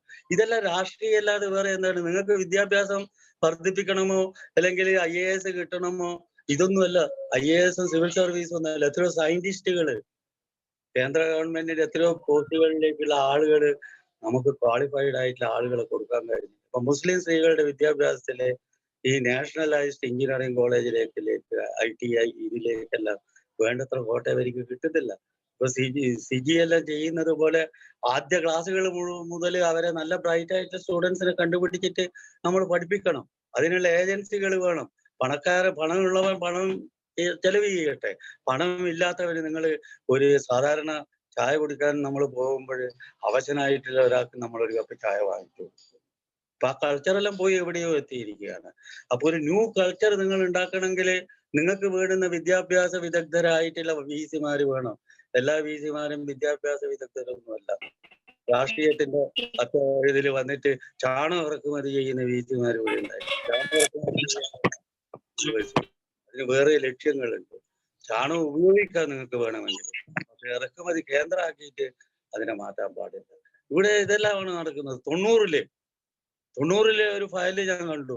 99-ല് ആ ഫയലില് 200 MBA സീറ്റ് കേന്ദ്ര ഗവൺമെന്റ് അന്ന് പാസ്സാക്കിയിരുന്നു. ആ 200 MBA സീറ്റ് നിങ്ങൾക്ക് നടപ്പിലാക്കാൻ കഴിഞ്ഞിരുന്നുവെങ്കിൽ എത്രയോ കുടുംബങ്ങൾ, 1000 കുടുംബങ്ങൾ ഇന്ന് അക്കരെ പറ്റിയിരിക്കും MBA സർട്ടിഫിക്കറ്റ് കൊണ്ട്. നിങ്ങളത് ചെയ്തില്ല. എന്തുകൊണ്ട് ചെയ്തില്ല? ഇവിടെ സിൻഡിക്കേറ്റ് മെമ്പർമാരില്ല, ഓരോ രാഷ്ട്രീയ കൊടിയും പിടിച്ചിട്ട്. ആ രാഷ്ട്രീയ കൊടി പിടിച്ചിട്ട് നിങ്ങൾ എന്തുകൊണ്ട് MBA നടപ്പിലാക്കണം എന്ന് പറഞ്ഞില്ല VC-യോട്? VC അതിന് പറ്റിയ കിങ്കരൻ, സിൻഡിക്കേറ്റ് മെമ്പർമാരും അതിന് പറ്റിയ കിങ്കരൻ. ഞാൻ ആരെ അപമാനിച്ചു പറയുന്നില്ല. ഡെമോക്രസിയിൽ നിങ്ങൾ കരഞ്ഞുകൊണ്ടിരുന്നില്ലെങ്കിൽ നിങ്ങൾക്ക് പാല് കിട്ടില്ല. ആ പാല് കിട്ടണമെങ്കിൽ, പാൽ അടുത്ത തലമുറക്ക് കൊടുക്കണമെങ്കിൽ നിങ്ങൾ ഇത് ചെയ്യേണ്ടി വരും. ഇപ്പൊ ഇവിടുത്തെ പത്രങ്ങളെ പറ്റി പറയുകയാണെങ്കിൽ, ഒരു വലിയ പത്രം, എൻ്റെ എഞ്ചിനീയറിംഗ് കോളേജിന്റെ ഫ്രണ്ട് പേജ് കളറിൽ കൊടുത്തുകൊണ്ട് പറഞ്ഞു കാലിക്കറ്റ് സർവകലാശാലയുടെ എഞ്ചിനീയറിംഗ് കോളേജ് എന്നെ അപമാനിക്കാൻ വേണ്ടിയിട്ടാണ്. കാലിക്കറ്റ് യൂണിവേഴ്സിറ്റിയുടെ എഞ്ചിനീയറിംഗ് കോളേജ് ഇന്ന് 2 തൂണും 2 ബീംസും ആയിട്ടാണ് നിൽക്കുന്നത്. അതായത് നിങ്ങൾ ആ കോളേജ് ഓപ്ഷൻ കൊടുക്കാൻ പാടില്ല എന്നാണ് ആ പത്രത്തിന്റെ ലക്ഷ്യം. ആ കോളേജ് നമുക്കറിയാം, കൊച്ചിൻ ടെക്നോളജി യൂണിവേഴ്സിറ്റിക്ക് ഈക്വൽ ആയിട്ടായിരുന്നു ആദ്യത്തെ 12 കൊല്ലത്തെ അതിന്റെ പ്രവർത്തനം. ആദ്യത്തെ 12 കൊല്ലം കൊച്ചിൻ യൂണിവേഴ്സിറ്റിയേക്കാൾ ഒരുപടി മുൻപന്തിയിൽ എത്തിക്കൊണ്ട് കാലിക്കറ്റ് യൂണിവേഴ്സിറ്റി എഞ്ചിനീയറിംഗ് കോളേജ്. അവിടെ മാത്സ് ഏറ്റവും ശക്തമായിരുന്നു. ഓക്സ്ഫോർഡിലെ ഒരു പ്രൊഫസറെയാണ് ഞാൻ അവിടെ വിളിച്ചു വരുത്തിയിട്ട് എന്നെ സഹായിക്കണം എന്ന് പറഞ്ഞുകൊണ്ട് അവിടെ ഇരുത്തിയത്. അങ്ങനെ ഈ നിലയിലെല്ലാം നിങ്ങൾ പല വിധത്തിലും പ്രവർത്തിച്ചാൽ മാത്രമേ നിങ്ങൾക്ക് ഡെമോക്രസിയിൽ ഈക്വൽ ആയിട്ടില്ല. ആദ്യം പഞ്ചായത്തുകൾ കിട്ടണം, ഗ്രാമവിഭജനങ്ങൾ നടക്കണം, താലൂക്ക് വിഭജനം നടക്കണം, RDO വിഭജനം നടക്കണം. ഇപ്പൊ ഞാൻ ഏതോ ഒരു പുസ്തകത്തിന് അവതാരിക എഴുതിയപ്പോൾ ഞാൻ എഴുതി തിരൂർ ജില്ല ആവശ്യമാണ്. അതൊരു അനാവശ്യമായിട്ട് സംഗതിയായിട്ട് പലർക്കും രാഷ്ട്രീയ കക്ഷികൾക്ക് തോന്നുന്നു. എനിക്ക് തോന്നുന്നില്ല. തിരൂർ ജില്ല വരുമ്പോൾ ഒരു കളക്ടർ വരുന്നു, ഒരു സിവിൽ സ്റ്റേഷൻ വരുന്നു, എംപ്ലോയ്മെന്റ് വരുന്നു, അതേപോലെ തന്നെ പണത്തിന്റെ അലോട്ട്മെന്റ് വർദ്ധിക്കുന്നു. അപ്പൊ അതിന്റെ കീഴിൽ അത്ര താലൂക്കുകൾ വരുന്നു, ഡിവിഷൻ വരുമ്പോൾ ഒരു multiplication of jobs, multiplication of official burden, ഇതെല്ലാം ഉണ്ടാവും. ഇപ്പൊ ഒരു കാലിക്കറ്റ് BC തൃശ്ശൂർ പുറപ്പെട്ട് പുൽപ്പള്ളി കോളേജിൽ എത്തിയിട്ട് അന്ന് മടങ്ങാൻ കഴിയില്ല, വഴിയിൽ കിടക്കേണ്ടി വരും. ഇത്രയും വലിയ ജൂറിസ്ഡിക്ഷൻ ഒന്നും ഒരു യൂണിവേഴ്സിറ്റിക്ക് ചെയ്യാൻ കഴിയില്ല. ഇനി ഒരു പുതിയ അന്തകൻ വന്നുകൊണ്ടിരിക്കുകയാണ്. ആ പുതിയ അന്തകൻ എന്ന് പറഞ്ഞു കഴിഞ്ഞാല് പുതിയ വിദ്യാഭ്യാസ വിപ്ലവം ഇന്ത്യയിൽ വരാൻ പോവുകയാണ്. 16-ലാണ് ആ അന്തകന്റെ ജനനം ഉണ്ടായിട്ടുള്ളത്. ആ അന്തകന് കയ്യും കാലെല്ലാം വെച്ച് അവർ ആരെയെല്ലാം ആക്രമിച്ചിട്ട് നൈബർഹുഡ് സ്കൂൾ എന്ന് പറയുന്ന ഒരു സാധനമുണ്ട്. എന്നാണ് ആ നൈബർഹുഡ് സ്കൂൾ എന്ന് ആ സെക്രട്ടറി കണ്ടിട്ടുണ്ടോ എന്നാണ് ഞാൻ സംശയിക്കുന്നത്. നൈബർഹുഡ് സ്കൂൾ ഇവിടെ വേണം. നൈബർഹുഡ് സ്കൂളിന് വേണ്ടിയിട്ട് നിങ്ങൾ സംഘടന, വിദ്യാഭ്യാസത്തിന്റെ ഈ സംഘടന പ്രവർത്തിക്കേണ്ടതാണ് എന്നാണ് എനിക്ക് തോന്നുന്നത്. ഇതെല്ലാം പ്രവർത്തിക്കുക എന്ന് പറഞ്ഞു കഴിഞ്ഞാല് സ്ഥിരമായിട്ടൊരു ഓഫീസും സംഘടനയും ഇതൊന്നുമില്ല. അതിന്റെ ഭാരവാഹികളും ഓരോ സമയത്തുള്ള നിങ്ങളും പഠനങ്ങൾ വേണം. അപ്പൊ ഞാൻ നിങ്ങളോട് ഒരു പഠനത്തിന്റെ കാര്യം പറഞ്ഞു. നിങ്ങൾ ഉടനെ ഏറ്റെടുക്കാവുന്ന ഒരു പഠനമാണ്. എത്ര ചതുരശ്ര മീറ്ററാണ് ഓരോ ബിൽഡിങ്ങും, അതിന് എത്ര പണം അനുവദിക്കും, എത്ര കുട്ടികൾ അവിടെ പഠിക്കും, എത്ര കുട്ടികൾ മുമ്പുണ്ടായിരുന്നു, അന്നത്തെ ചതുരശ്ര സമയത്ത് കമ്പാരിറ്റീവ് സ്റ്റഡീസ് വേണം. എന്നിട്ട് തിരുവനന്തപുരത്തെയും കൊച്ചിയിലെയും ഏതെങ്കിലും കോളേജുകൾ എടുത്തിട്ട് നോക്കും. ഇതിലെല്ലാം തന്നെ എവിടെയെല്ലാമോ പാർഷ്യാലിറ്റി, എന്റെ കുട്ടി, എന്റെ ആൾക്കാര്, എന്റെ വോട്ട് ബാങ്ക്, ഈ ആശയങ്ങളൊന്നും വെച്ചിട്ട് നമുക്ക് ചെയ്യാൻ പറ്റില്ല. എനിക്ക് അറിയാം, ഡൽഹിയിലെ ഒരു പ്രൊഫസർ എഴുതിയിരുന്നു, ഞങ്ങൾ പല ഇന്റർവ്യൂവിനും പോയപ്പോൾ പല പ്രൊഫസർമാരെയും VC-മാരെയും കണ്ടിട്ടുണ്ട്. പക്ഷെ ഇത്രയും നിഷ്പക്ഷമായിട്ട് ഒരു താല്പര്യവുമില്ലാതെ പെരുമാറുന്ന ഒരു VC-യെ ഞങ്ങൾ കണ്ടിട്ടില്ല എന്ന് പറഞ്ഞിട്ട് ഒരു പ്രൊഫസർ ഒരു കത്ത് എഴുതിയിരുന്നു. ആ കത്ത് അതുപോലെ നിഷ്പക്ഷതയോട് കൂടിയിട്ട് നിങ്ങൾ പ്രവർത്തിച്ചാൽ മാത്രമേ നിങ്ങൾക്ക് മുന്നോട്ട് പോകുവാൻ കഴിയുള്ളൂ. അതിന് നിങ്ങൾക്ക് സ്ഥിരമായിട്ട് ഒരു ഓഫീസ് വേണം. CG-യുടെ ഓഫീസോട് അപ്പൻഡ് ചെയ്തിട്ടുള്ള ഒരു സാധനം അല്ല വേണ്ടത്. നിങ്ങൾക്ക് MLA-മാരെ നിങ്ങൾ അവരെ വിളിച്ചിട്ട് നിങ്ങൾ മലബാറിലെ MLA-മാരെ വിളിച്ച്, എല്ലാ പാർട്ടിയിലെ MLA-മാരെ വിളിച്ച് ഒരു ഭക്ഷണവും കൊടുത്തുകൊണ്ട് അവരോട് സംസാരിക്കണം. പക്ഷെ ഇവരെല്ലാം തിരുവനന്തപുരത്ത് പോയാല് വാല് മടങ്ങിയിട്ടായിരിക്കും അസംബ്ലിയിൽ സംസാരിക്കുക എന്ന കാര്യം ഞാൻ പറയേണ്ടതില്ല. എനിക്കറിയാം, നേരിട്ട് എനിക്കറിയാം. നിങ്ങൾ ഇവിടെയെല്ലാം സമ്മതിക്കും, പക്ഷെ അവിടെ എത്തിയാലെല്ലാം മടക്കും. അപ്പൊ പാർട്ടിയുടെ സെക്രട്ടറി വിപ്പ് പറയും. ഈ പാർട്ടിയിൽ തന്നെ വ്യത്യാസമുണ്ട്. ഇപ്പൊ കൊച്ചിയിലെ കമ്മ്യൂണിസ്റ്റ് പാർട്ടി ഓഫീസിൽ എത്രയോ അംഗങ്ങളുണ്ട്, കണക്ക് എനിക്കറിയില്ല. കാസർഗോഡ് നോക്കിയാൽ 12 അംഗവും ഇല്ല. അപ്പൊ ഈ വ്യത്യാസം എങ്ങനെയാ വന്ന? ജനസംഖ്യ അനുപാത പ്രകാരമാണോ, പാർട്ടിയുടെ പ്രവർത്തന പ്രകാരമാണോ, റിസോഴ്സ് പ്രകാരമാണോ? നിങ്ങൾ അവരോട് തന്നെ പോയിട്ട് ചോദിച്ചു നോക്കും. എനിക്കറിയില്ല. ഇനി കോൺഗ്രസിന്റെയും ലീഗിന്റെയും എല്ലാം എന്താണെന്നുള്ളത് നിങ്ങൾ എടുത്തിട്ട് പഠിക്കുക. എനിക്കിതൊന്നും പഠിക്കാൻ ഇനി അവസരമില്ല. ഞാൻ ജീവിതത്തിന്റെ അസ്തമയത്തിലാണ്. അസ്തമയത്തിൽ എന്നെ വേണമെങ്കിൽ നിങ്ങൾക്ക് ഉപയോഗിക്കാം, പക്ഷെ എനിക്കിനി ഓടി നടക്കാൻ കഴിയില്ല. അതുകൊണ്ട് തന്നെയാണ് CG മറ്റേ ഇവരെ SKSF മറ്റും തുടങ്ങിയ സംഘടനകളിലൊന്നും എനിക്ക് പ്രവർത്തിക്കാൻ വലിയ അവസരമില്ല. പക്ഷെ എന്റെ ബുദ്ധിശക്തി, ഞാൻ കണ്ടത്, ഞാൻ പഠിച്ചത് എനിക്ക് സമൂഹത്തിന് വേണ്ടി ഇനിയും ചെലവഴിക്കാൻ കഴിയും. കാരണം ഒരു ഘട്ടം കൂടി കഴിഞ്ഞാൽ നമ്മൾ അൽഷൈമറിന്റെ പിടിയില്ല. അത് ജീവിതത്തിന്റെ ബയോളജിക്കൽ പ്രോസസ്സാണ്. അപ്പൊ അത് വരുന്നതിന് മുമ്പ് നിങ്ങൾക്ക് എന്നെ എന്താവശ്യമുണ്ടോ നിങ്ങൾക്ക് ഉപയോഗിക്കാമെന്ന് മാത്രം പറഞ്ഞുകൊണ്ട് ഈ അവസരത്തിന് നന്ദി പറഞ്ഞുകൊണ്ട് പിന്നെ മലബാർ ഇതിൽ വിദ്യാഭ്യാസ രംഗത്ത് മാത്രമല്ല, റോഡ് എടുത്താല്, പാലം എടുത്താല്, ജില്ല എടുത്താല്, പഞ്ചായത്ത് എടുത്താല്, ഓരോ രംഗത്തിലും സായിപ്പ് ഭരിച്ച കൊളോണിയൽ ലെഗസി അവനിങ്ങനെ ചുരുട്ട് വലിച്ചുകൊണ്ട് ഇപ്പോഴും സന്തോഷിച്ചുകൊണ്ടിരിക്കുകയാണ്. ഞങ്ങൾ അന്ന് വിതച്ചത് അതേപോലെ നിൽക്കുന്നുണ്ട്, നിങ്ങൾ ഇന്ന് അതിന്റെ വിത്തുകളല്ലേ കൊയ്യുന്നത് എന്നവൻ ചോദിക്കുകയാണ്. ഇത് പാർട്ടിസാൻ ആയിട്ടുള്ള ഒരു ലെക്ചറല്ല. മലബാർ, തിരുവനന്തപുരം പോലുള്ള റീജിയനോടൊപ്പം വികസിക്കണം. എന്തുകൊണ്ട് വികസിക്കുന്നില്ല? നിങ്ങൾ സ്വന്തമായ ഒരു ഡയറക്ടറേറ്റിന് വേണ്ടിയിട്ട് ഇവിടത്തേക്ക് വേണ്ടിയിട്ട് ആവശ്യപ്പെടേണ്ടതാണ്. എന്തുകൊണ്ട് ഇവിടെ ഒരു ഡയറക്ടറേറ്റ് ഇല്ലാത്ത ഒരു LP സ്കൂൾ മാഷ പെൻഷൻ എന്തിന് തിരുവനന്തപുരം പോണ്? നമ്മൾ പറയുന്നുണ്ടല്ലോ പഞ്ചായത്ത് രാജ്, അധികാര കൈമാറ്റം. രാജീവ് ഗാന്ധിന്റെ കാലഘട്ടത്തിൽ അധികാര കൈമാറ്റം വന്നിരുന്നത്. എനിക്കൊരു മലബാർ ഇൻസ്റ്റിറ്റ്യൂട്ട് 20 കൊല്ലമായിട്ട് ഞാനും എൻ്റെ ഭാര്യയും എൻ്റെ മക്കളുമാണ് അതിന്റെ ചെലവ് നിർവഹിച്ചത്. അഷ്റഫിന് അറിയാതെ ആരെടുക്കുകയും കാരണം ഒരു ഹർജി കൊടുത്തിട്ട് എന്റെ പേപ്പർ ഒന്ന് തള്ളൂന്ന് ഞാൻ പറയാൻ പോയിട്ടില്ല. ആരുടെ പിന്നാലെ പോകാൻ തയ്യാറുമല്ല. നടക്കുന്നത്ര കാലം നടക്കട്ടെ. ആ മലബാർ ഇൻസ്റ്റിറ്റ്യൂട്ട് ചെയ്ത പഠനങ്ങൾ 25 തീസിസുകൾ ഞങ്ങൾ കൊണ്ടുവന്നു 5-6 കൊല്ലത്തിന്റെ ഇടയിൽ. ഏതെങ്കിലും ഒരു യൂണിവേഴ്സിറ്റി 25 PhD തീസിസ് കൊണ്ടുവന്നു. ഞങ്ങൾ പണം അതാത് ഇത് ഗ്രന്ഥം എഴുതിയ ആള് തന്നെയാണ് അതിന്റെ പ്രിന്റിംഗ് കോസ്റ്റ് എഡിറ്റ് ചെയ്യുക. ഞങ്ങൾ എഡിറ്റ് ചെയ്ത് കൊടുക്കും. മലബാർ ഇൻസ്റ്റിറ്റ്യൂട്ടിന്റെ പേരിൽ അയാൾ ഗ്രന്ഥം പുറത്തിറക്കും. ഗ്രന്ഥം അയാൾ ചാക്ക് കെട്ടിയാലും തിരക്കേടില്ല, ആൾക്ക് കൊടുത്താലും തിരക്കേടില്ല. ഞങ്ങൾ അതിനെപ്പറ്റി ചിന്തിക്കാറില്ല.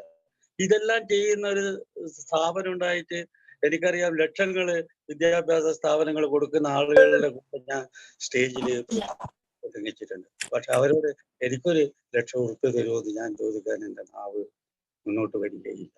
അവിടെ ഞാൻ എന്താ I would be tied with some other agency. I don't want that. ഇപ്പൊ മലബാർ ഇൻസ്റ്റിറ്റ്യൂട്ട് പൂട്ടിയാലും ഇവിടെ ഒരു ചുക്കും വരില്ല. ഒരു കോളേജ് പൂട്ടിയാലും ഒരു ചുക്കും വരില്ല. പണ്ടൊരു ഡയറക്ടർ പറഞ്ഞവർ നിങ്ങളെ കോളേജ് പൂട്ടിയാലൊന്നും വിദ്യാഭ്യാസത്തിന് കുഴപ്പവും വരില്ല എന്ന്. അതുപോലെ എൻ്റെ മലബാർ ഇൻസ്റ്റിറ്റ്യൂട്ട് പൂട്ടിയാലും വേറൊന്നും വരില്ല. കുട്ടികൾ വേറൊരു ദിക്കിലേക്ക് പോകും.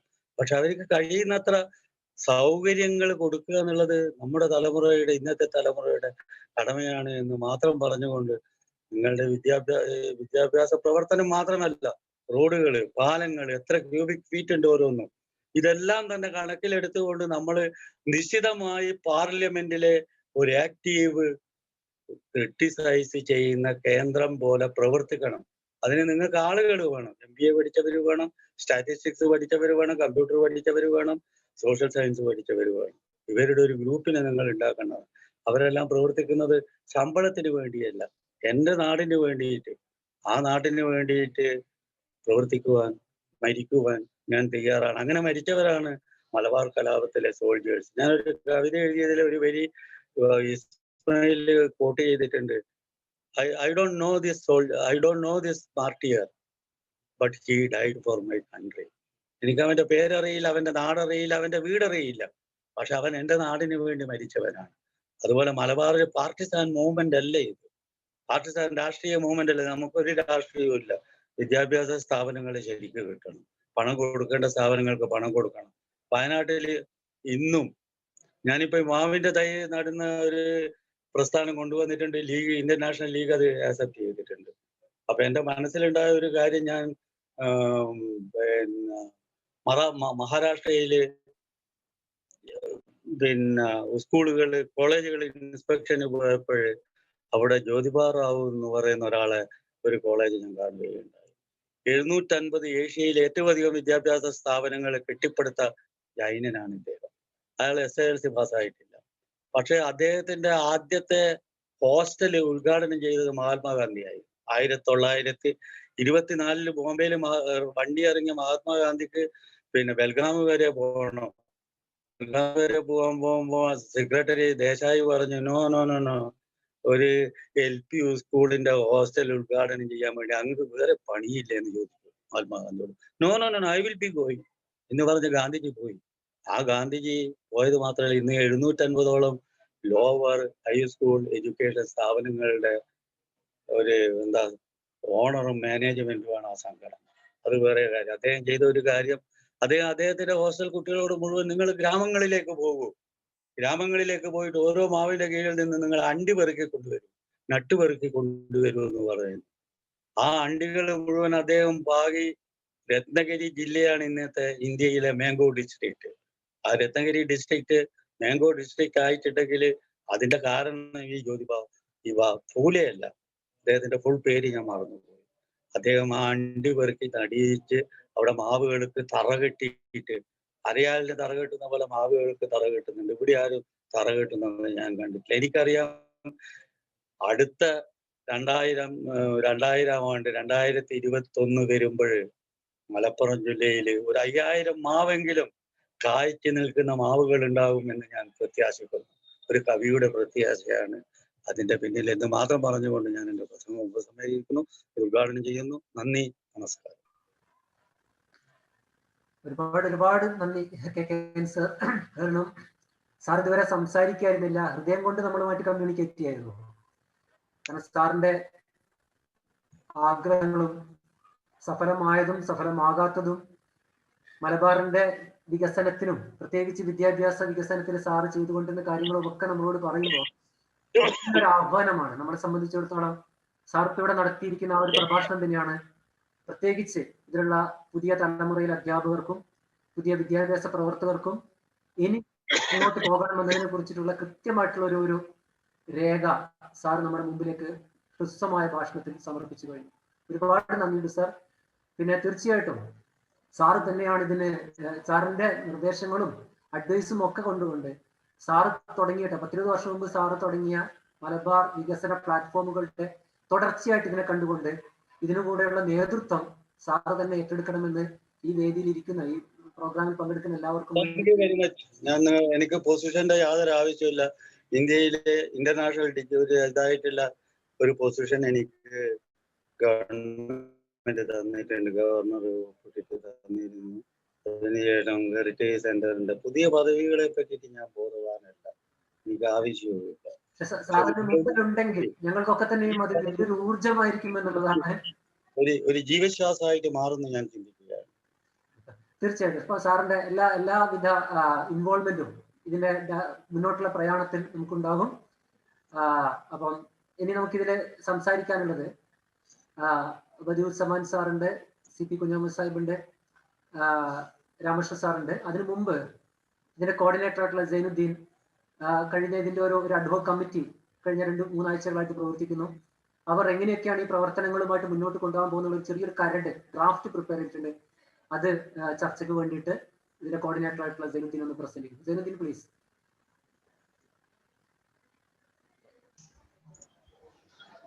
Thank you sir.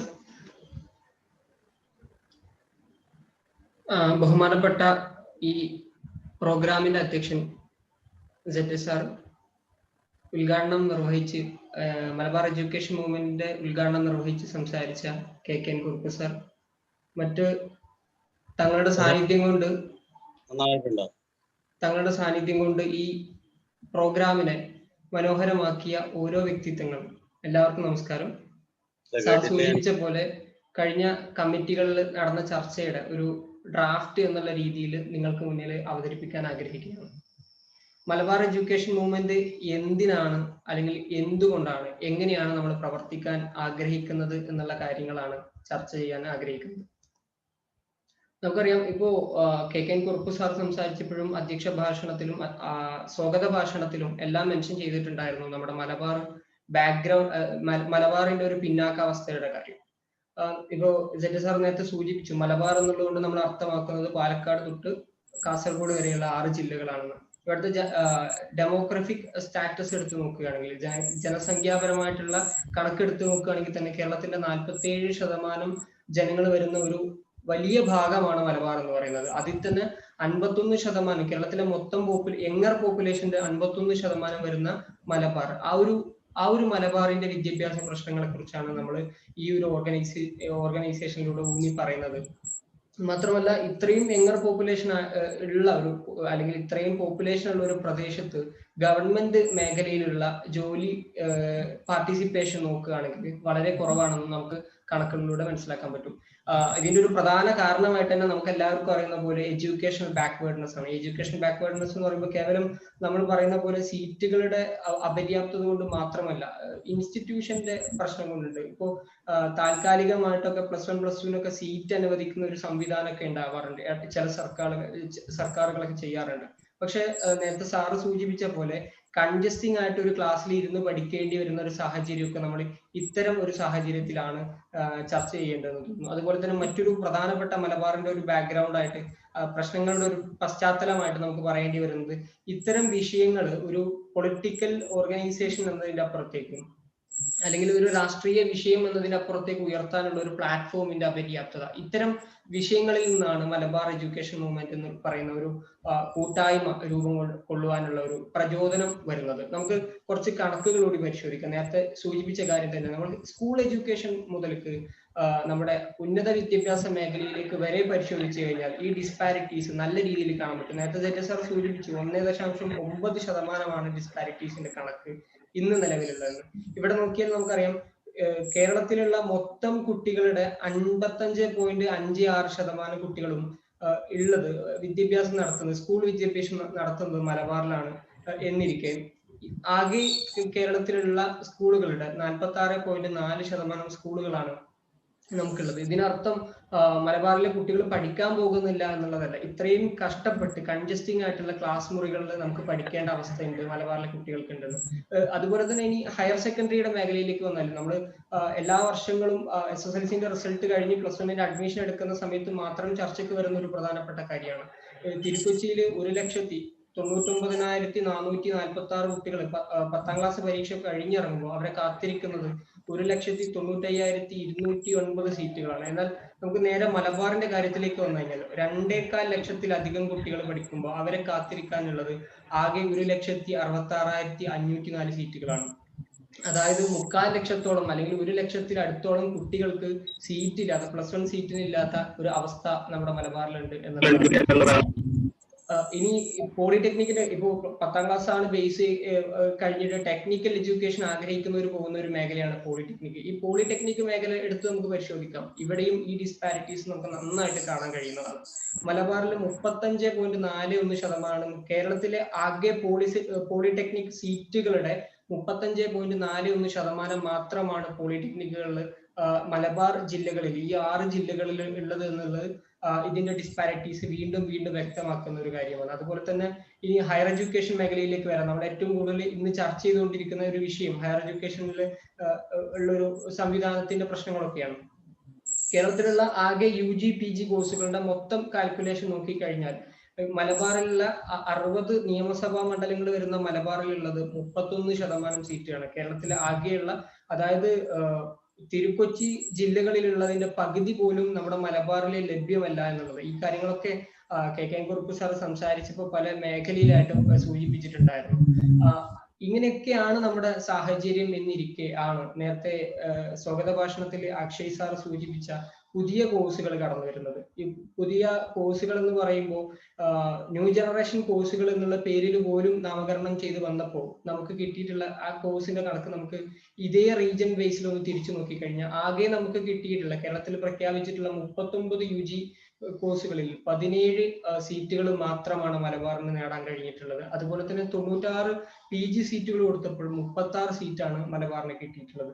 എന്നാൽ ന്യൂ ജനറേഷൻ കോഴ്സ് എന്നുള്ള പേരിൽ ഇന്റഗ്രേറ്റഡ് ആയിട്ടുള്ള 31 കോഴ്സുകൾ പ്രഖ്യാപിച്ചപ്പോൾ വെറും 9 സീറ്റുകളാണ്, 9 കോഴ്സുകളാണ് നമ്മുടെ ഈ മലബാറിന് ലഭിച്ചിട്ടുള്ളത്. അതായത് നേരത്തെ സൂചിപ്പിച്ച പോലെ പകുതി പോലും, തിരുക്കൊച്ചി ജില്ലകൾക്ക് കിട്ടിയ പകുതി പോലും നമുക്ക് നേടാനായിട്ടില്ല, അല്ലെങ്കിൽ മലബാറിന് കിട്ടിയിട്ടില്ല എന്നുള്ളത് ഈ അസന്തുലിതമായ ഒരു വിതരണത്തിന്റെ വ്യാപ്തി നമുക്ക് മനസ്സിലാക്കി തരുന്ന കുറച്ച് കണക്കുകളാണ്. ഇത്തരം ഒരു സാഹചര്യത്തിലാണ്, അല്ലെങ്കിൽ ഈ ഒരു പശ്ചാത്തലത്തിലാണ് നമ്മൾ മലബാർ എഡ്യൂക്കേഷൻ മൂവ്മെന്റ് എന്നുള്ള രീതിയിൽ ഒരു കൂട്ടായ്മയായിട്ട് മുന്നോട്ട് വരുന്നത്. നമുക്ക് ഇനി മലബാർ എഡ്യൂക്കേഷൻ മൂവ്മെന്റിന്റെ ഒരു പ്രധാനപ്പെട്ട വഴി എങ്ങനെയാണെന്ന് നമുക്കൊന്ന് നോക്കേണ്ടി വരും.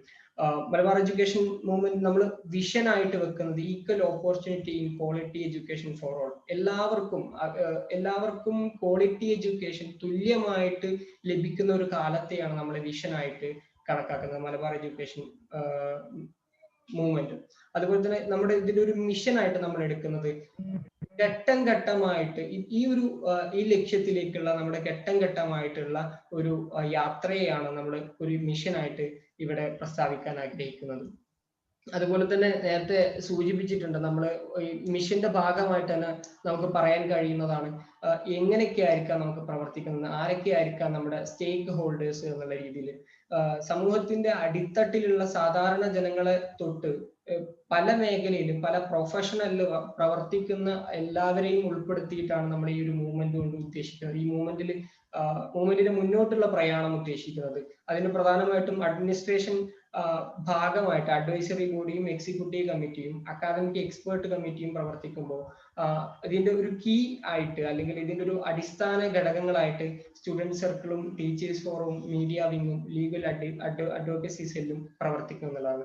നമുക്ക് പല മേഖലയിലുള്ള പല പ്രൊഫഷനിൽ വർക്ക് ചെയ്യുന്ന, പ്രത്യേകിച്ച് നമ്മൾ സ്റ്റുഡന്റ് സർക്കിൾ തന്നെ എടുത്ത് സംസാരിച്ചാൽ നമുക്കറിയാം ഇതിന്റെ പ്രധാനപ്പെട്ട ഡയറക്റ്റ് ബെനിഫിഷ്യറീസ് എന്ന് പറയുന്നത് നമ്മുടെ വിദ്യാർത്ഥികളാണ്. പ്രധാനമായിട്ടും ഇന്ന് സെൽഫ് ഫിനാൻസ് കോളേജുകളിൽ പഠിക്കേണ്ടി വന്നിട്ടുള്ള സീറ്റ് ഗവൺമെന്റിലോ എയ്ഡിലോ സീറ്റ് കിട്ടാത്തതിന്റെ പേരിൽ പ്രൈവറ്റിൽ പഠിക്കേണ്ടി വരുന്ന കുട്ടികൾ, അവരുടെ പിൻതലമുറക്കെങ്കിലും ഇതിന് പ്രയോജനപ്പെടുക എന്നുള്ള രീതിയിലാണ് നമ്മൾ അവരെല്ലാം ഉൾപ്പെടുത്തിയിട്ട്, അതുപോലെ തന്നെ ടീച്ചേഴ്സ് ഫോറം ടീച്ചേഴ്സിനും ഇതിന് കാര്യമായിട്ടുള്ള മാറ്റങ്ങൾ വരുത്താൻ സഹായിക്കും. അതുപോലെ തന്നെ മീഡിയ അറ്റൻഷൻ കിട്ടുന്നതിന് വേണ്ടി മീഡിയ വിങ് എന്നുള്ള പറയുന്ന ഒരു സാധനം, ഇതിന്റെ എല്ലാം കോറായിട്ട് നമ്മൾ ഉദ്ദേശിക്കുന്നത് ഒരു ഡാറ്റാ സെന്റർ ആണ്.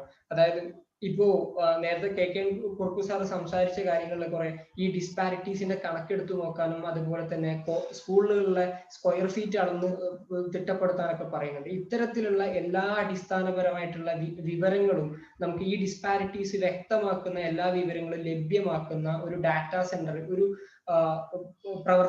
പ്രവർത്തിപ്പിക്കണം എന്നുള്ള ഒരു കാര്യമാണ് നമ്മൾ പ്രധാനമായിട്ടും ഉദ്ദേശിക്കുന്നത്. അതിൽ വേണ്ടപ്പെട്ട വിവരങ്ങൾ നമുക്ക് മറ്റുള്ള ജനപ്രതിനിധികൾക്കോ മീഡിയാസിനോ അല്ലെങ്കിൽ മറ്റുള്ള എല്ലാ മേഖലയിലും ശേഖരിച്ച് വേണ്ടവർക്ക് എത്തിച്ചു കൊടുത്ത് ഈ ഒരു പ്രശ്നത്തിന്റെ വ്യാപ്തി എല്ലാം ജനങ്ങളിലേക്ക് എത്തിക്കുക എന്നുള്ള ഒരു ഉദ്ദേശമാണ് നമ്മുടെ ഡാറ്റാ സെന്റർ എന്നുകൊണ്ട് ഉദ്ദേശിക്കുന്നത്. അതുപോലെ തന്നെ MLA ഫോറം എന്ന് പറയുന്ന കേരളത്തിലെ മലബാർ ജില്ലകളിലെ 60 നിയമസഭാ മണ്ഡലങ്ങളെയും MLA ഉൾപ്പെടുത്തിക്കൊണ്ട് അവരെ ഈ ഒരു കാര്യത്തിന്റെ ഭാഗമാക്കാനും ഇത്തരം ഈ ഒരു വിഷയം ഈ ഒരു പ്രശ്നം നമ്മുടെ നിയമസഭയിൽ ഉന്നയിക്കാനൊക്കെ വേണ്ടിയിട്ട് അവരെ അവയർനെസ്സിനൊക്കെ കൂടിയായിട്ട് നമ്മൾ ഒരു MLA ഫോറം എന്നുള്ള രീതിയിലും ഇതിന്റെ കോമ്പോണൻസ് ആയിട്ട് നമ്മൾ മുന്നോട്ട് വെക്കുന്നുണ്ട്. നമ്മുടെ മലബാർ എഡ്യൂക്കേഷൻ മൂവ്മെന്റിന്റെ ആശയത്തിൽ പ്രധാനപ്പെട്ട ഒന്നായിട്ട് നിലനിൽക്കുന്നുണ്ട്.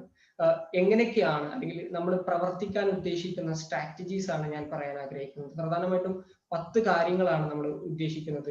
ഒന്ന്, ഞാൻ നേരത്തെ സൂചിപ്പിച്ച പോലെ തന്നെ ഡെവലപ്പ് ഡാറ്റ ബാങ്ക് എന്നുള്ളതാണ്. ഡാറ്റ ബാങ്ക് എന്ന് പറയുന്നത് ഇതിന്റെ ഒരു കീ ഭാഗമായിട്ട് പ്രവർത്തിപ്പിക്കാനാണ് നമ്മൾ ആഗ്രഹിക്കുന്നത്. അതുപോലെ തന്നെ ക്രിയേറ്റ് അവയർനെസ്, എഡ്യൂക്കേറ്റ് പീപ്പിൾ. സാധാരണ ജനങ്ങൾക്കും ഇതിന്റെ പ്രശ്നം എന്താണെന്ന്, ഇപ്പോ നേരത്തെ സാറ് സൂചിപ്പിച്ചു തിരൂർ ജില്ല എന്നുള്ള ഒരു കാര്യം സൂചിപ്പിച്ചു, അതിന്റെ ഗുണം എങ്ങനെയൊക്കെയാണ് സാധാരണ ജനങ്ങളിലേക്ക് കിട്ടുക എന്ന് പറയുന്നത് പോലെ തന്നെ ഈ ഒരു പ്രശ്നത്തിന്റെ വ്യാപ്തിയും ഈ പ്രശ്നം നമ്മൾ നേടിയെടുത്താൽ നമുക്ക് ഉണ്ടാകുന്ന നേട്ടങ്ങളെ കുറിച്ചുള്ള അവയർനെസ്സും എഡ്യൂക്കേഷനും ജനങ്ങളിലേക്ക് എത്തിക്കുക എന്നുള്ളതാണ്. മറ്റൊന്ന് എൻഷ്യൂർ പൊളിറ്റിക്കൽ പാർട്ടിസിപ്പേഷൻ ആണ്. കക്ഷി രാഷ്ട്രീയ ഭേദമന്യേ ഇത് വിദ്യാർത്ഥികളുടെ പ്രശ്നമാണ്, ഒരു പ്രദേശത്തിന്റെ ഭാവിയുടെ പ്രശ്നമാണ് എന്നുള്ള രീതിയിൽ എല്ലാ രാഷ്ട്രീയ പാർട്ടികളുടെയും പ്രാതിനിധ്യം അവരുടെ പങ്കാളിത്തം ഉറപ്പാക്കുക എന്നുള്ളതാണ്. മറ്റൊന്ന് നേരത്തെ സൂചിപ്പിച്ച പോലെ ഇതിന് മാക്സിമം മീഡിയ അറ്റൻഷൻ, കാരണം മീഡിയാസ് ആണ് നമ്മുടെ കേരളത്തിലെ ഇന്ന് പ്രധാനപ്പെട്ട പല വിഷയങ്ങളും ഉന്നയിച്ചു കൊണ്ടുവരുന്നതും പരിഹാരം കാണാനുള്ള ഒരു പ്രധാന ഹേതുവായി മാറുന്നതും. ഇത്തരം സാഹചര്യത്തിലാണ് ഈ ഒരു നമ്മുടെ ഡാറ്റ സോഴ്സിന്റെ നമ്മുടെ ഡാറ്റ ബാങ്കിന്റെ അനുബന്ധ കാര്യങ്ങളായിട്ട് പബ്ലിക്കേഷൻ നമ്മൾ എഴുതുകയും എഴുതുന്നവരെ പരിപോഷിപ്പിക്കുകയും ഈ വിഷയങ്ങളിൽ ഗവേഷണങ്ങൾ നടത്താൻ പ്രൊമോട്ട് ചെയ്യുകയും എന്നുള്ള ഒരു സ്ട്രാറ്റജിയാണ് നമ്മൾ 5ാമതായിട്ട് മുന്നോട്ട് വെക്കുന്നത്. മറ്റൊന്ന് പീപ്പിൾ റെപ്രസെന്റേറ്റീവ്സിന്റെ, അതായത് ജനപ്രതിനിധികളുടെ അറ്റൻഷൻ ഞാൻ നേരത്തെ പറഞ്ഞ പോലെ തന്നെ. അതുപോലെ തന്നെ മീഡിയ അറ്റൻഷൻ ഇമ്പോർട്ടന്റ് ആയിട്ടുള്ള ഒരു കാര്യമാണ്. മറ്റൊന്ന്, നമുക്ക് ഈ വിദ്യാഭ്യാസ മേഖലയിലും കമ്മ്യൂണിറ്റി ഡെവലപ്മെന്റ് മേഖലയിലും പ്രവർത്തിക്കുന്ന നോൺ ഗവൺമെന്റൽ ഓർഗനൈസേഷന്റെ സഹകരണം ഉറപ്പാക്കി പ്രവർത്തിച്ച് മുന്നോട്ട് പോവുക എന്നുള്ളതാണ്. അതുപോലെ തന്നെ നമ്മൾ കഴിഞ്ഞ ദിവസങ്ങളിലായിട്ട് വിദ്യാർത്ഥി യൂണിയൻ പ്രതിനിധികളും അതുപോലെ തന്നെ വിദ്യാർത്ഥി സംഘടനാ പ്രതിനിധികളെയും എല്ലാം ഉൾപ്പെടുത്തിയിട്ട് ഡിസ്കഷൻസും ഡിബേറ്റും നടത്തിയിരുന്നു. അതുപോലെ അക്കാദമിക്കലി എക്സ്പേർട്ട് ആയിട്ടുള്ള ആൾക്കാരെയും അല്ലാതെയും ഒക്കെ ഉൾപ്പെടുത്തിയിട്ട് പല വിഷയങ്ങളിൽ നമ്മുടെ FGD പോലെ ഫോക്കസ് ഗ്രൂപ്പ് ഡിസ്കഷൻ പോലെയുള്ള ചർച്ചകളും സംവാദങ്ങളും സംഘടിപ്പിച്ച് ഈ വിഷയത്തെ കേരളത്തിന്റെ ഒരു പൊതു വിഷയ പ്രശ്നമായിട്ട് കൂടുതൽ സജീവമാക്കി നിർത്തുക എന്നുള്ളതാണ് ആഗ്രഹിക്കുന്നത്. അതുപോലെ തന്നെ മറ്റൊന്ന്, ഈ പുതിയ കോഴ്സുകൾ അനുവദിച്ചപ്പോൾ മലബാറിലെ പല കോളേജുകൾക്കും നാക് അക്രഡിറ്റേഷൻ കൂടുതൽ ഗ്രേഡ് ഇല്ല എന്നുള്ള ഒരു പരാതി ഉണ്ടായിരുന്നു. അപ്പൊ ഇത്തരം കാര്യങ്ങളിൽ കോളേജുകളിലെ ഈ നാക് അക്രഡിറ്റേഷനിൽ കൂടുതൽ സ്കോർ നേടുന്നതിന് വേണ്ടിയിട്ടുള്ള പ്രമോഷനും അവരെ അതിന് വേണ്ടിയിട്ടുള്ള സഹായങ്ങളും അഡ്വക്കസിയും നൽകുക എന്നുള്ളതാണ്. പിന്നെ ഇതെല്ലാം ഉൾപ്പെടുത്തിക്കൊണ്ടുള്ള പെട്ടെന്ന് ജനങ്ങളുടെ ശ്രദ്ധ പിടിച്ചു പറ്റാനും ഈ വിഷയം സർക്കാരുകളുടെ അല്ലെങ്കിൽ ജനപ്രതിനിധികളുടെ ശ്രദ്ധയിൽ കൊണ്ടുവരാൻ നമ്മുടെ സോഷ്യൽ ആക്ഷൻ പ്രോഗ്രാമുകളായിട്ട് വിദ്യാർത്ഥികളുടെ എല്ലാം സഹകരണങ്ങൾ കൊണ്ട് അത്തരം പ്രോഗ്രാമുകൾ ഉൾക്കൊള്ളിച്ചിട്ടാണ് നമ്മുടെ വർക്ക് പ്രവർത്തിക്കാൻ ആഗ്രഹിക്കുന്നത്. ഇതിന്റെ ഒരു പ്രവർത്തന രീതി അല്ലെങ്കിൽ മെത്തഡോളജി എന്ന് പറയുന്നത് നമ്മളിപ്പോ ഒരു കോർ കമ്മിറ്റി എന്നതിൽ നിന്ന് വ്യത്യസ്തമായിട്ട് നമ്മുടെ ഈ 6 ജില്ലകളിലേക്കും ജില്ലാ കമ്മിറ്റികളായിട്ട് വ്യാപിച്ച് ഓരോ ജില്ലയിലും അടിസ്ഥാനമായിട്ട് കമ്മിറ്റികൾ രൂപീകരിച്ച് ആ കമ്മിറ്റിയിൽ ചർച്ചകളും ആ ജില്ലയെ ഫോക്കസ് ചെയ്തിട്ടുള്ള പ്രശ്നങ്ങളും ഉന്നയിക്കുന്നതിലൂടെ നമുക്ക് ഒരുപാട് വിവരശേഖരണത്തിനും അതുപോലെ തന്നെ അതിന്റെ പ്രശ്ന പരിഹാരത്തിനും ഉള്ള മാർഗങ്ങൾ കണ്ടെത്താൻ കഴിയും. അപ്പൊ അത്തരത്തിൽ ജില്ലാ അടിസ്ഥാനത്തിൽ കമ്മിറ്റികൾ രൂപീകരിക്കുക എന്നുള്ളതാണ്.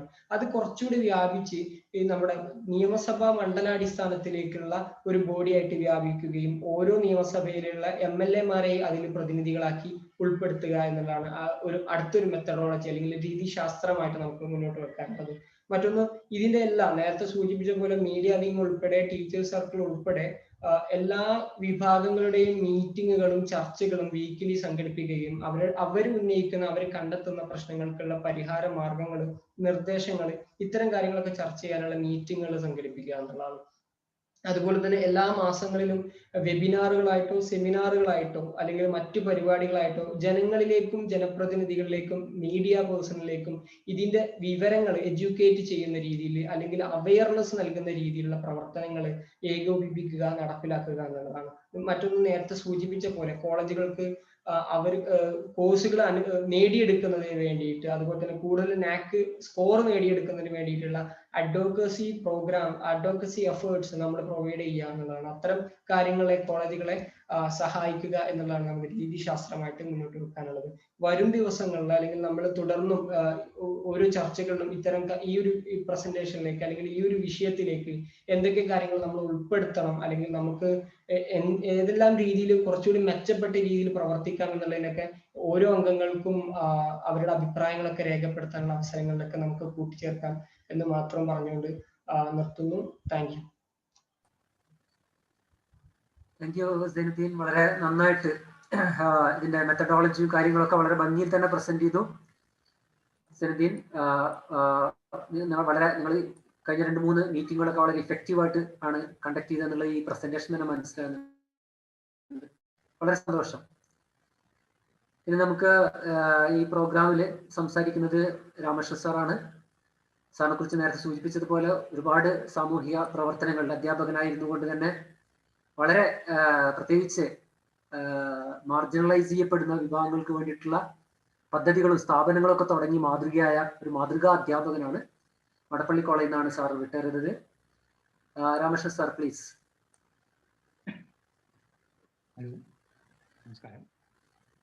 ബഹുമാന്യനായ അധ്യക്ഷൻ ഡോക്ടർ ആഷഫ് സാർ, ചരിത്ര പണ്ഡിതനും മുൻ കാലിക്കറ്റ് VC-യുമായ ആദരണീയനായ ശ്രീ KKN കുറുപ്പ് സാർ, മറ്റു അംഗങ്ങളെ, വെബിനാറിൽ സംബന്ധിക്കുന്ന മറ്റു പ്രമുഖരായ വ്യക്തിത്വങ്ങളെ, ഏറെ കാലമായി ഈ മലബാർ മേഖലയിലുള്ള ഉന്നത വിദ്യാഭ്യാസ രംഗത്ത് താല്പര്യമുള്ള ആൾക്കാരുടെ മനസ്സിലുള്ള ഒരു ആശങ്കയും തൃപ്തിയും ഒക്കെ ഇന്നൊരു ഒരു മൂവ്മെന്റിന്റെ രൂപത്തിലേക്ക് വന്നിരിക്കും. ഇതിന് പിന്നിലുള്ള ഇപ്പോൾ പറഞ്ഞ ആൾക്കാരുടെയൊക്കെ ഇതിന് പിന്നിലുള്ള പ്രവർത്തനങ്ങൾ വാസ്തവത്തിൽ വളരെ വളരെ നമുക്ക് പ്രതീക്ഷ നൽകുന്നു. കാരണം ഐക്യ കേരളം രൂപപ്പെട്ട് ഏറെക്കാലമായി. പണ്ട് നമ്മൾ മദ്രാസ് ഒരു പ്രവിശ്യയായിരുന്നു, നമ്മൾ മലബാർ മേഖല എന്നുള്ള മലബാർ പ്രവിശ്യയായിരുന്നു. അപ്പോൾ നമുക്ക് നേരത്തെ കുറുപ്പ് സാർ സൂചിപ്പിച്ച പോലെ ഈ ഡയറക്റ്റ് ഭരണത്തിൽ അതിനിടയിൽ കാര്യങ്ങൾ നോക്കാനുള്ള ബ്രിട്ടീഷുകാരെ കുറെ ഉദ്യോഗസ്ഥന്മാരെന്നല്ലാതെ തിരുക്കൊച്ചിയിലും തിരുവനന്തപുരത്തൊക്കെയുള്ള രാജാക്കന്മാരൊക്കെ ഇടപെട്ടുന്ന പോലെയുള്ള കാര്യങ്ങൾ ചെയ്യാൻ നടുവിൽ ഒരാളുണ്ടായിരുന്നു. നമുക്ക് കുറച്ച് ഇവിടെയുള്ള കച്ചവടവും ചെറിയ ബിസിനസ്സും ബാക്കി നേരെല്ലാം തമ്മിലുള്ള ഗോത്രവർഗ്ഗങ്ങളും തമ്മിലുള്ള അടികൂടലും ഒക്കെ അല്ലാണ്ട് വിദ്യാഭ്യാസത്തിൽ അന്ന് നമ്മൾ വളരെ പിന്നിലായിപ്പോയി. പക്ഷെ ഐക്യ കേരളം വന്നതിന് ശേഷം നമ്മളെ മുമ്പുള്ള ജനറേഷനൊക്കെ അവർ പറഞ്ഞു കേട്ടതെന്ന് വെച്ചാൽ പുതിയൊരു ഉണർവുണ്ടായി, രാഷ്ട്രീയ പാർട്ടികളൊക്കെ വന്നു, നമ്മൾ ഇലക്ഷന് വന്നു, അപ്പോഴെങ്കിലും നമ്മൾ രക്ഷപ്പെട്ടു പോയി എന്ന് വിചാരിച്ചത് അന്നുണ്ടായിരുന്ന ഒരു മൊമെന്റം തന്നെ, അന്നുണ്ടായിരുന്ന ഒരു തുടക്കം പോലും ഇന്ന് നമുക്ക് നഷ്ടപ്പെട്ടു. അന്ന് ഓരോ ജില്ലയിലും മടപ്പള്ളി, കാസർഗോഡൊക്കെ ഓരോ കോളേജുകളും മറ്റൊക്കെ വന്ന് പിന്നെ അതിൻ്റെയൊക്കെ ഡെവലപ്മെന്റ് അതുപോലെ നിന്നു പോവുക ചെയ്തു. ഇന്ന് ഈ പ്രശ്നം ഹൈസ്കൂൾ +2 തലത്തിലെക്കാട്ടും വഷളായിരിക്കുന്നത് കോളേജ്, അതായത് ഉന്നതതല വിദ്യാഭ്യാസത്തിൽ പോളിടെക്നിക്, ടെക്നിക്കൽ എഡ്യൂക്കേഷൻ, ഈ ഒരു കാര്യത്തിലൊക്കെയാണ്. അത് ശരിക്കും നമുക്കിന്ന് ഫീൽ ചെയ്തുകൊണ്ടിരിക്കുന്നത് എന്താന്ന് പറഞ്ഞാൽ, നല്ല മാർക്ക് കിട്ടിയിട്ട് കുട്ടികൾ +2 ഒക്കെ കഴിഞ്ഞിട്ട് വന്നിട്ട് എവിടെയെങ്കിലും ഒരു സീറ്റ് ആരോടെങ്കിലും ഒന്ന് പറയുമെന്നൊക്കെ ചോദിച്ച് വരുന്നേറ്റ നിസ്സഹായത. ഒരുവിധം നല്ല മാർക്കുള്ള കുട്ടികൾ തന്നെയാണ്. അതേ സമയത്ത് ഈ തൃശ്ശൂർ കഴിഞ്ഞിട്ടുള്ള ഭാഗങ്ങളിലെ കുട്ടികൾക്ക് ഇത്ര ഒരു വിഷമമില്ല എന്നുള്ളത് എൻ്റെ അവിടെയുള്ള യൂണിവേഴ്സിറ്റിയിലെ പല സുഹൃത്തുക്കൾ വഴി ഞങ്ങളൊക്കെ പഠിക്കുന്ന കാലത്ത് BSc കഴിഞ്ഞ് നല്ല മാർക്ക് കിട്ടിയിട്ട് MScക്ക് ഞങ്ങളൊക്കെ ചങ്ങനാശ്ശേരി, കൊല്ലത്തൊക്കെ പോയിട്ട് MSc. കാരണം ഇവിടെയൊന്നും അങ്ങനെ കോഴ്സേ ഉണ്ടായിരുന്നില്ല. മടപ്പള്ളി കോളേജിൽ ഏറെ കാലത്തിൽ നമ്മൾ MSc ഫിസിക്സ് തരണം എന്ന് പറഞ്ഞപ്പോൾ പറഞ്ഞ ന്യായം ഇന്ന് കേട്ടാൽ നമുക്ക് ചിരി വരും. ബ്രണ്ണൻ കോളേജിൽ MSc മാത്സും ഫിസിക്സും ബോട്ടണി ഉള്ളത് കൊണ്ട് മടപ്പള്ളി കോളേജിന് അത് വേണ്ട. നേരെ മറിച്ച് ചങ്ങനാശ്ശേരിയിലോ കൊല്ലത്ത് പോയാൽ അടുപ്പ് കൂട്ടിയതുപോലെ 3 കോളേജുകളിലും ഈ കോഴ്സ് മുഴുവൻ ഉണ്ടാവും. ഇത് അന്ന് നമ്മളെനിക്കിങ്ങനെ അത്ഭുതപ്പെട്ടിട്ടുണ്ട്, എന്താ നമ്മൾ ഇങ്ങനെ ആയിപ്പോയത്. പക്ഷെ നമ്മൾ ഈ രംഗത്തൊക്കെ വന്ന സമയത്താണ് ശരിക്കുള്ള അതിന്റെ ബ്യൂറോക്രസിയുടെ കുറുപ്പ് സാറ് പറഞ്ഞ ആ ശക്തി, ആ ഒരു തരാനുള്ളൊരു മടി നമുക്ക് മനസ്സിലായത്. അത് ഈ ഓരോ വർഷവും നമ്മൾ ഈ നമ്മുടെ ഈ മലബാർ മേഖലയിൽ നിന്ന് തമിഴ്നാട്ടിലും കർണാടകത്തിലേക്കും പോകുന്ന കുട്ടികളുടെ ടോട്ടൽ എണ്ണം നോക്കും. കേരളത്തിലുള്ള ടോട്ടൽ കുട്ടികളുടെ എണ്ണം നോക്കിയാൽ മതി.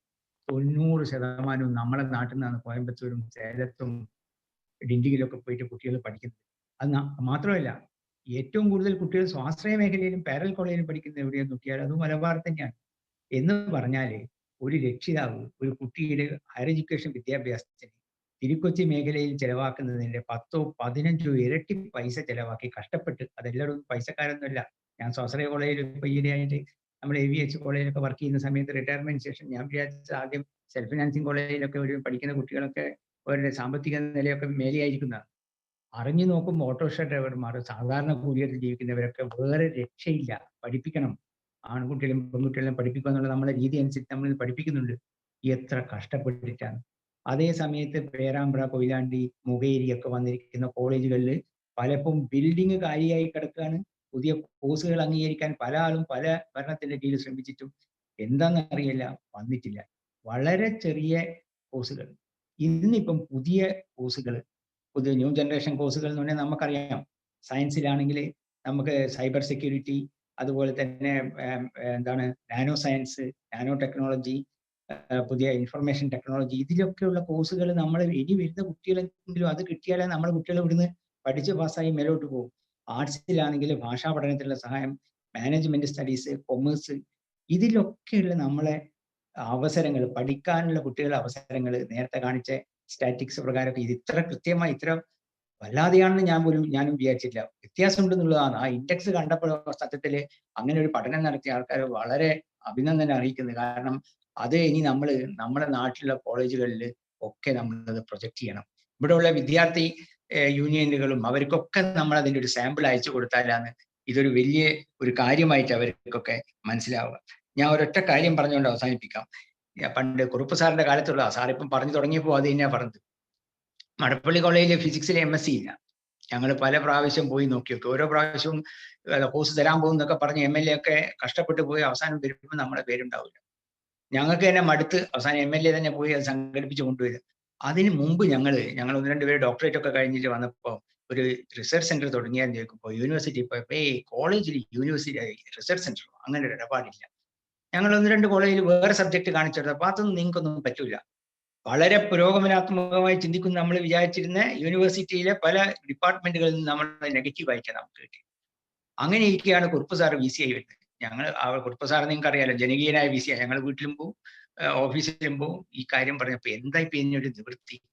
അദ്ദേഹം സിൻഡിക്കേറ്റ് അംഗങ്ങൾ നമ്മളുമായിട്ട് ചെറിയൊരു മാനസികമായിട്ട് അടുപ്പമുള്ളവരൊക്കെ ചർച്ച ചെയ്തപ്പം ചോദിച്ചു, യൂണിവേഴ്സിറ്റിയിൽ ബൈലോയിൽ ഇങ്ങനെ ഒരു നിയമമുണ്ടോ? MSc ഉണ്ടായിരിക്കണം, പിന്നെ റിസർച്ച് സെന്റർ കൊടുക്കാൻ ഇല്ല, എന്നാ കൊടുക്ക്, എന്നിട്ട് അതിന് ശേഷം ഞാൻ പറഞ്ഞു വരുന്നത് ഒരു സൊല്യൂഷൻ ഉണ്ട്.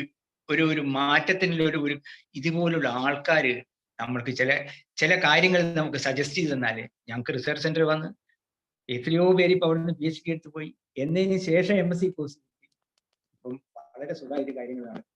ഇതിപ്പം എന്നാലും MSc മാത്സും MA മലയാളവും ഇതൊന്നും ഈ 10-30 കിലോമീറ്റർ അകലെയുള്ള ബ്രണ്ണൻ കോളേജിലുണ്ട് എന്നുള്ള ഒരു സംഗതി വെച്ചുകൊണ്ട് അതൊന്നും അവിടെ നമ്മൾ പല കാലങ്ങളിലായി ശ്രമിച്ചിട്ടും പറ്റിയിട്ടില്ല. കഴിഞ്ഞ പ്രാവശ്യം തന്നെ നമ്മൾ ഒരു 4-5 കൊല്ലം മുമ്പ് സുവോളജിയിൽ നമുക്കിപ്പോൾ റിസർച്ച് സെന്റർ ഉണ്ട്. ഇതുപോലെ കൊയിലാണ്ടി കോളേജിലെ വേറെ രസം കൂടി ഞാൻ പറഞ്ഞുതരാം. അവിടെ BSc ഫിസിക്സും MSc ഫിസിക്സും ഉള്ളതാണ്. ലാബിൽ അറ്റൻഡറായി 20 വർഷത്തിന് ശേഷമാണ് നിയമിച്ചത്. ഓരോ പ്രാവശ്യവും എക്സാമിനേഷൻ ഞങ്ങൾ എഴുതി കൊടുക്കും, ഇനി പരീക്ഷ നടത്താൻ പറ്റൂല എന്നൊക്കെ പറയാം. ആരോട്? എന്തായാലും ഒരു ലാബിൽ ഒരു അറ്റൻഡർ ഇല്ലാണ്ട് ശരിക്കും 4 അറ്റൻഡർമാർ വേണ്ട സ്ഥലത്താണ് പരീക്ഷാ സമയങ്ങളിൽ വേറെ എവിടെയെങ്കിലും കോളേജിൽ നടത്താക്കാനും വിളിച്ചു കൊണ്ടുവന്നിട്ടാണ് കാര്യങ്ങൾ നടത്തിയത്. ഇതുപോലെ വേറൊരു കാര്യം, കൊച്ചിൻ യൂണിവേഴ്സിറ്റിയിൽ പണ്ട് ഞങ്ങൾ റിസർച്ച് ചെയ്തുകൊണ്ടിരിക്കുന്ന നേരത്ത് അവിടെ നോക്കുമ്പം മലബാർ മേഖലയിൽ നിന്നുള്ള കുട്ടികൾ വളരെ കുറവ്. അപ്പൊ ഞങ്ങൾ ഹെഡ് ഓഫ് ദി ഡിപ്പാർട്ട്മെന്റ് ഫിസിക്സും കെമിസ്ട്രിയും പോയപ്പോൾ അവരും പറഞ്ഞു ഇപ്പം കുട്ടികൾ വരുന്ന കുറവാണ്. കാരണം എന്താണ്? മാർക്കിന്റെ അടിസ്ഥാനത്തിൽ നോക്കുമ്പോൾ MGയിലും കേരളയിലെ മാർക്കും കേരള കാലിക്കറ്റ് യൂണിവേഴ്സിറ്റി മാർക്കും തമ്മിൽ കമ്പയർ ചെയ്യാൻ പറ്റുന്നില്ല. എല്ലാം അവിടെ നിന്നല്ലേ. അപ്പൊ അവർക്കും ഇതൊരു പ്രശ്നമായി തോന്നിയുകൊണ്ട് അവരത് മാറ്റി എൻട്രൻസ് ആക്കി. ഞങ്ങൾ 4-5 ആൾ പോയിട്ട് ഇവരെല്ലാം കണ്ട് സംസാരിച്ചു. ഇത് ശരിയാവില്ല സർ, ഒന്നിനും കൊള്ളാത്ത നമ്മൾ A ക്ലാസ് ആയിട്ടുള്ള കുട്ടികൾ ഇങ്ങ് എത്തുന്നില്ല, ഞങ്ങൾ റാങ്ക് ഹോൾഡേഴ്സിന് കിട്ടുന്നില്ല, കിട്ടാത്തൊരവസ്ഥ 1 കൊല്ലം വന്നു. ഞങ്ങൾ പോയി റെപ്രസെന്റ് ചെയ്ത് ഭാഗ്യത്തിന് അവർക്കും നല്ല കുട്ടികൾ വേണമെന്നുള്ളതുകൊണ്ട് യൂണിവേഴ്സിറ്റിയിൽ അവർ പ്രസ് ചെയ്ത് അങ്ങനെയാണ് കൊച്ചി യൂണിവേഴ്സിറ്റിയിൽ ക്രമേണ ഞാൻ പറഞ്ഞത് ഇതുപോലുള്ള കാര്യങ്ങൾ നോക്കി കണ്ടുപിടിച്ച് ചെയ്തില്ല എന്നുണ്ടെങ്കിൽ ഇനിയത്തെ ജനറേഷൻ നിങ്ങൾക്കറിയാലോ, ഒരു രാജ്യത്തിനെ നശിപ്പിക്കാൻ ആറ്റം ബോംബും രാസായുധമൊന്നും വേണ്ട, അവിടുത്തെ വിദ്യാഭ്യാസ രീതി അങ്ങ് നശിപ്പിച്ചാൽ മതി. അതുപോലെ തന്നെയാണ് അതൊരു സ്റ്റേറ്റ് ആയാലും സ്റ്റേറ്റിലെ ഒരു പ്രദേശമായാലും ഒക്കെ നമ്മൾ അടുത്ത ജനറേഷനിലെ കുട്ടികൾ ഇതുപോലെ മേലോട്ട് വരണം. ഈ നാട്ടിലെ ഭരണരംഗത്തും മറ്റെല്ലാ രീതികളിലും വരണമെന്നുണ്ടെങ്കിൽ ഈ തരത്തിലുള്ള മൂവ്മെന്റ് വളരെ ആവശ്യമാണ്. വളരെ ടൈംലി ആയിട്ടുള്ള കാലോചിതമായ ഒരു സംഗതിയിലാണ് തുടങ്ങിയിരിക്കുന്നത്. എല്ലാ ആശംസകളും നേരുന്നു. ആവുന്ന രീതിയിലൊക്കെ ഇതുമായിട്ട് സഹകരിക്കാൻ തയ്യാറാണ്. നന്ദി, നമസ്കാരം. Thank you sir. രാമകൃഷ്ണ സാറൊക്കെ നടത്തിയ ഒറ്റയാൾ പ്രവർത്തനങ്ങള് അത് തന്നെ ഒരു നാട്ടില് വലിയ മാറ്റം ഉണ്ടായി. മണപ്പള്ളി കോളേജിലാണെങ്കിലും കൊയിലാണ്ടി കോളേജിലാണെങ്കിലും ഒക്കെ. അപ്പൊ കൂട്ടായിട്ട് നമ്മൾ പ്രവർത്തിച്ചു കഴിഞ്ഞാൽ വലിയ മാറ്റം ഉണ്ടാക്കാൻ പറ്റും തീർച്ചയായിട്ടും. ബദിയു സമാൻ സാറ് നമ്മുടെ കൂടെ ഉണ്ട്. ബദിയു സമാൻ സാറ് MES എഞ്ചിനീയറിംഗ് കോളേജിന്റെ വൈസ് പ്രിൻസിപ്പൽ എന്ന രീതിയിലും ഇപ്പോൾ കോളേജുകളുടെ മലബാറിലുള്ള കോളേജുകളുടെ കൺസോർഷ്യത്തിന്റെ ക്വാളിറ്റി എൻഹാൻസ്മെന്റിന് വേണ്ടിയിട്ട് പ്രവർത്തിച്ചുകൊണ്ടിരിക്കുകയാണ്. സാറിന് മലബാർ എഡ്യൂക്കേഷനുമായി ബന്ധപ്പെട്ടിട്ട് നേരത്തെ KK സാർ പറഞ്ഞ പോലെ ആ കാലഘട്ടത്തിൽ തന്നെ പല പ്രഭാഷണങ്ങളും എഴുത്തുമൊക്കെ ഞാൻ ശ്രദ്ധിച്ചിരുന്നു. സാറിനും കുറെ പറയാനുണ്ടാവും. Sir please. നിറഞ്ഞ സഹപ്രവർത്തകരെ, വളരെ സന്തോഷകരമായ എന്നാൽ അതിപ്രധാനമായ ഒരു പരിപാടിയിലാണ് നമ്മളുള്ളത്. നേരത്തെ നടന്ന സ്വാഗത പ്രസംഗം മുതലുള്ള പരിപാടികളിലൂടെ ഈ ഒരു പ്രോഗ്രാമിന്റെ പ്രസക്തി എന്താണ് എന്ന് നമ്മൾ മനസ്സിലാക്കുന്നു. ജനതിന്റെ വളരെ കൃത്യമായ പ്രസന്റേഷനുകളിലൂടെ എന്താണ് നാം ചെയ്യാൻ ഉദ്ദേശിക്കുന്നത് എന്നത് സംബന്ധിച്ചൊരു ചിത്രം നമ്മൾക്ക് കിട്ടി. കേരളത്തില് കഴിഞ്ഞ 10-60 വർഷമായി നിലനിൽക്കുന്ന വിദ്യാഭ്യാസ മേഖലയിലെ റീജിയണൽ ഡിസ്പാരിറ്റി പല വേദികളിൽ നിന്ന് ഉന്നയിക്കപ്പെട്ടതാണെങ്കിലും നേരത്തെ ZA സർ സൂചിപ്പിച്ചതുപോലെ ഒരു കൺസിസ്റ്റൻസി പലപ്പോഴും ഈ വിഷയങ്ങൾക്ക് ഉണ്ടാവാറില്ല. അതിനൊരു പരിഹാരം എന്നുള്ള രീതിയിലാണ് മലബാറിന്റെ വിദ്യാഭ്യാസ പുരോഗതിക്കായി ഇത്തരമൊരു ഫോറം രൂപീകരിച്ചത് എന്ന് വളരെ സന്തോഷകരമാണ്. ഏതാനും ആഴ്ചകൾക്ക് മുമ്പ് 2-3 ആഴ്ചക്ക് മുമ്പ് കേരളത്തിലെ രാഷ്ട്രീയ പ്രശ്നങ്ങൾ ചർച്ച ചെയ്യുന്നതിന് ഇടയിൽ വന്ന ഒരു പത്ര റിപ്പോർട്ട്, കോട്ടയം കേന്ദ്രമായി പ്രവർത്തിക്കുന്ന ഒരു പത്രം, സായാഹ്ന പത്രങ്ങൾ മലബാറിലടക്കം പ്രസിദ്ധീകരിച്ചുകൊണ്ടിരിക്കുന്ന പത്രം, അവരുടെ മുഖ്യ വാർത്തയായി കൊടുത്ത ഒരു വാർത്തയുടെ തലക്കെട്ട് മുഖ്യമന്ത്രിയുടെ ഓഫീസ് നിയന്ത്രിക്കുന്നത് മലബാറുകാർ എന്നായിരുന്നു ടൈറ്റിൽ. നിങ്ങൾ എത്ര പേരെ ശ്രദ്ധിച്ചിട്ടുണ്ട് എന്നുള്ളത് അറിഞ്ഞുകൂടാ. കാരണം മലബാർ എന്ന് പറഞ്ഞു കഴിഞ്ഞാൽ തെക്ക് നിന്ന് നോക്കുമ്പോൾ എന്തോ കേരളത്തിന് പുറത്തുള്ള ഒരു സാധനമായി, അല്ലെങ്കിൽ മന്ത്രിമാരുടെ ഓഫീസ് നിയന്ത്രിക്കാൻ പാടില്ലാത്ത ഏതോ ഒരു അതറായിത്തീരുന്ന ഒരു സാമൂഹ്യ സാഹചര്യം നിലനിൽക്കുന്നുണ്ട് എന്നുള്ളത് ഒരു യാഥാർത്ഥ്യമാണ്. ഇപ്പോൾ എഞ്ചിനീയറിംഗ് വിദ്യാഭ്യാസവുമായി ബന്ധപ്പെട്ട് ആലോചിക്കുമ്പോൾ പലപ്പോഴും കാണാൻ കഴിയുന്ന ഒരു കാര്യം, കേരളം രൂപം കൊണ്ട് 30 വർഷങ്ങൾക്ക് ശേഷമാണ് മലബാറിൽ ഒരു ഗവൺമെന്റ് എഞ്ചിനീയറിംഗ് കോളേജ് വരുന്നത്. 1986 കണ്ണൂരിൽ.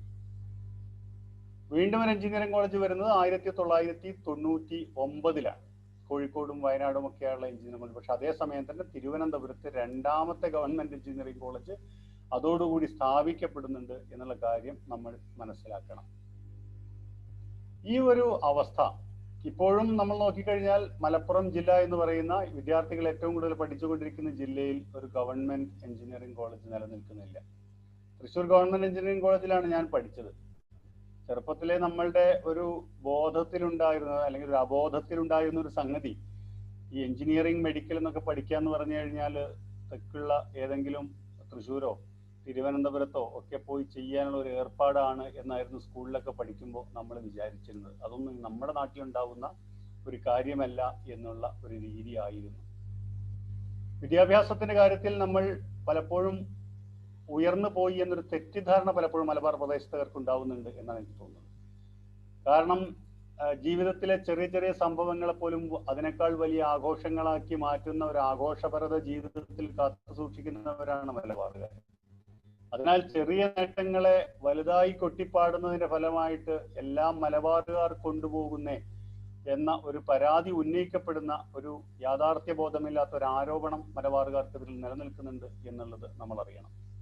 അതിനാൽ ഈ ഒരു കൂട്ടായ്മയുടെ പ്രധാനപ്പെട്ട പ്രവർത്തനം എന്ന് പറയുന്നത് ഡാറ്റ കളക്ഷൻ തന്നെയാണ്. ഡാറ്റ കളക്ഷൻ ആൻഡ് ഡാറ്റ ഡിസെമിനേഷൻ, ഇതാണ് ഇതിലൂടെ പ്രധാനമായും നടക്കേണ്ടത്.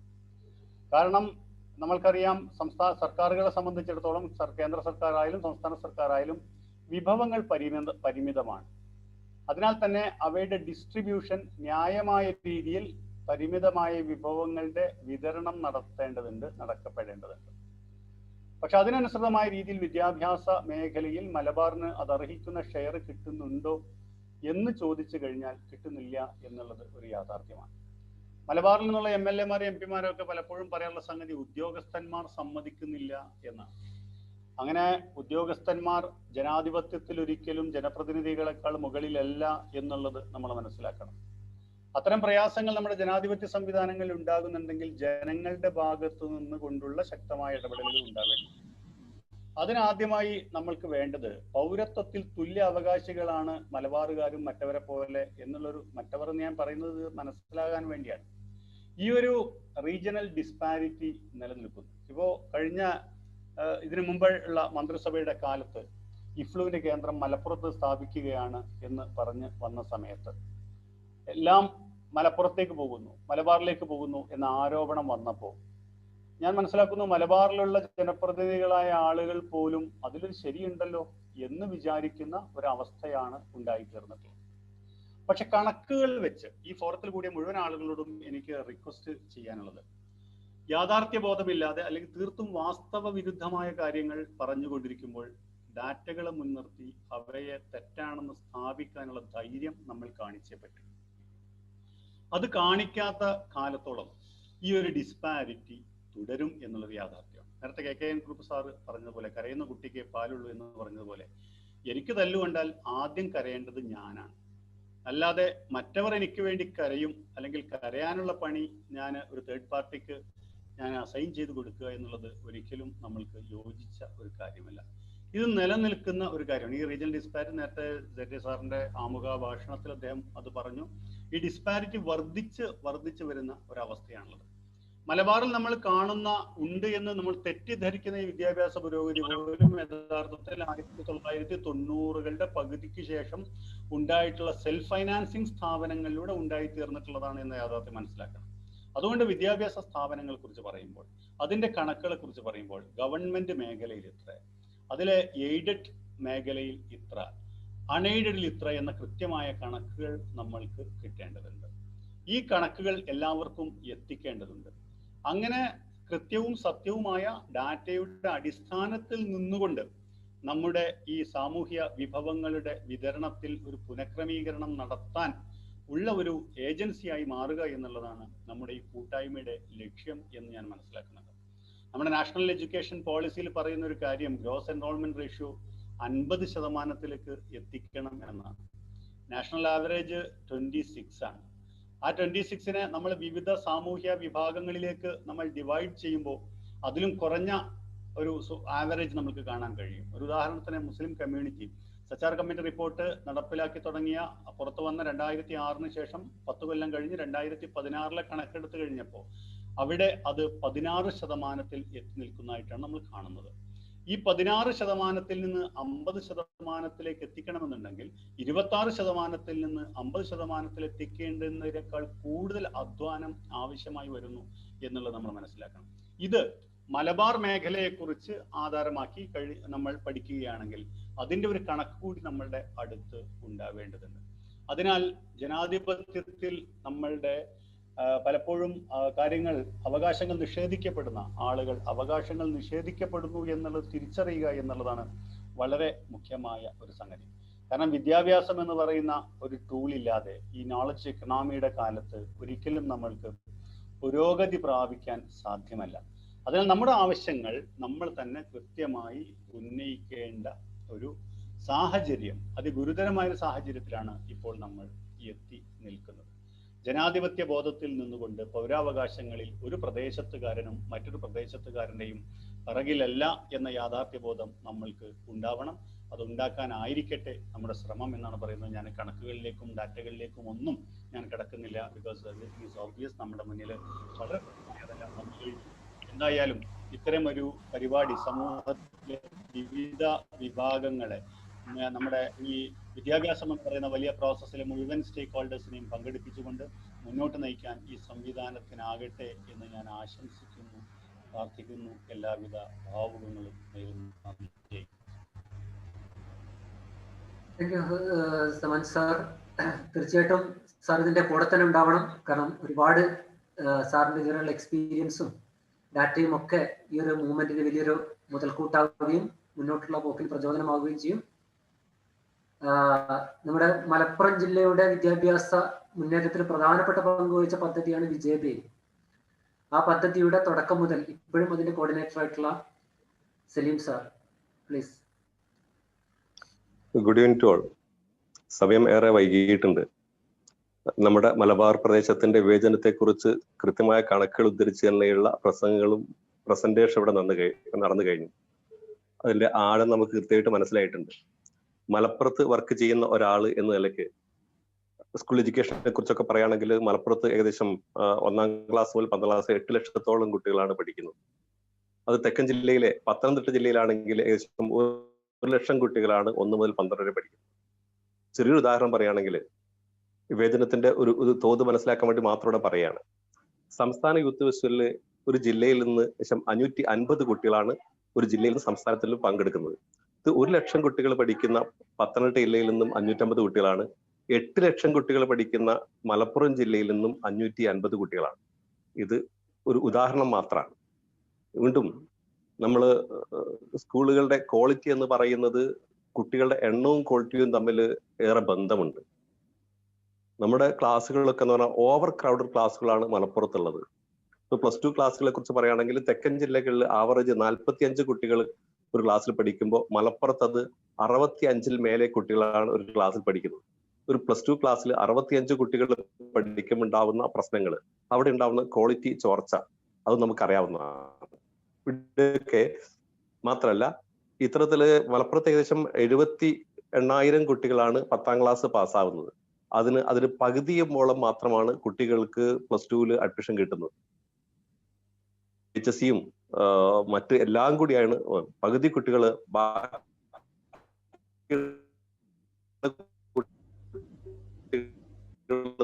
പ്രൈവറ്റ് സ്റ്റഡി ആയിട്ടും സ്കൂളുകളിലൊക്കെ പഠിച്ചിട്ട് എത്തുമ്പോൾ ജില്ല ഏകദേശം 48% കുട്ടികൾക്ക് ഡിഗ്രിക്ക് അഡ്മിഷൻ കിട്ടുമ്പോൾ മലപ്പുറത്ത്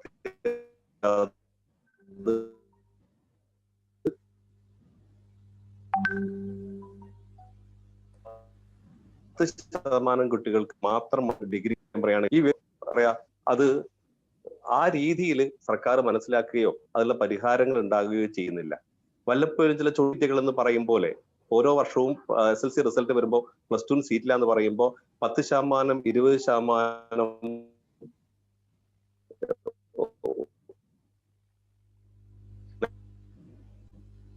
നിലവിൽ അവസ്ഥയിൽ വർദ്ധനമാണ് കൊണ്ട് ക്ലാസ്സിലുള്ള ചർച്ച ഒന്നുമില്ല. പറഞ്ഞ് നേരത്തെ ഈ ഒരു മലബാർ മൂവ്മെന്റിന്റെ വിഷനെ കുറിച്ചും മിഷനെ കുറിച്ചും കൃത്യമായിട്ട് പറഞ്ഞു കഴിഞ്ഞു. തീർച്ചയായിട്ടും അതൊരു അഗ്രസീവായിട്ട് തന്നെ ആ രീതിയിൽ നമ്മൾ മുമ്പോട്ട് പോകേണ്ടതുണ്ട്. ഇനി ഒരു 3-4 മാസം കഴിയുന്നതോടുകൂടെ നമ്മൾ നിയമസഭാ ഇലക്ഷനൊക്കെ വരികയാണ്.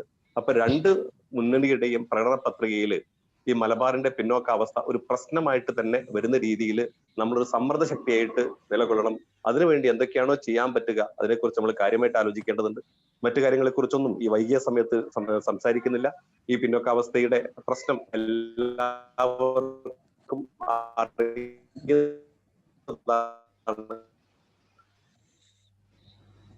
അതുകൊണ്ട് തന്നെ കണക്കുകളിലേക്ക് പ്രത്യേകിച്ച് മലബാറിന്റെ പ്രശ്നങ്ങൾ എല്ലാവരുടെയും സഹകരണം അഭ്യർത്ഥിക്കുന്നു. വ്യക്തിപരമായിട്ട് ഇതിന്റെ എല്ലാമെന്ന് പറയുകയും ചെയ്യുന്നു. Thank you Saleem sir. Akshay, CP Kunhammed sir rejoin ചെയ്തിട്ടുണ്ടോ സാറ്? എനിക്ക് തോന്നുന്നത് പുറത്താണെന്ന് തോന്നുന്നു. അക്ഷയ് ഉണ്ടോ? Anas sir, CP Kunhammed sir ഉണ്ടോ? ബിസിയാണെന്ന് തോന്നുന്നു. ഓക്കെ, കുഴപ്പമില്ല. അപ്പൊ നമുക്കിനി അനുബന്ധമായിട്ട് സംസാരിക്കേണ്ട ആളുകളൊക്കെ സംസാരം കേട്ടു. നമ്മള് ഏകദേശം നമ്മുടെ സമയമായിട്ടുണ്ട് പ്രോഗ്രാം 9:30 എന്ന് പറഞ്ഞത്. പക്ഷെ എങ്കിൽ പോലും ഇതിലിരിക്കുന്ന ഒരുപാട് പ്രഗത്ഭരായിട്ടുള്ള ആളുകൾ, മലബാർ എഡ്യൂക്കേഷനുമായി ബന്ധപ്പെട്ട് പ്രവർത്തിച്ച ആളുകൾ, അവരിൽ നിന്ന് ഇൻപുട്ട് പ്രതീക്ഷിക്കുന്നുണ്ട്. അപ്പൊ ചുരുങ്ങിയ സമയം, ഒരു 10 മിനിറ്റ് കൊണ്ട് നമുക്ക് ഒരു 4-5 ആളുകളെ ഒന്ന് കേൾക്കാമെന്ന് വിചാരിക്കുന്നു. എനിക്ക് തോന്നുന്നത് ഇസ്മായിൽ സാർ ജിദ്ദയിലാണുള്ളത്. ഇസ്മായിൽ സാർ വളരെ ഷോർട്ടായിട്ട് സാറിന്റെ ഒരു കാര്യം ഒന്ന് പറഞ്ഞാൽ നല്ലതായിരുന്നു. ഇസ്മായിൽ സാർ.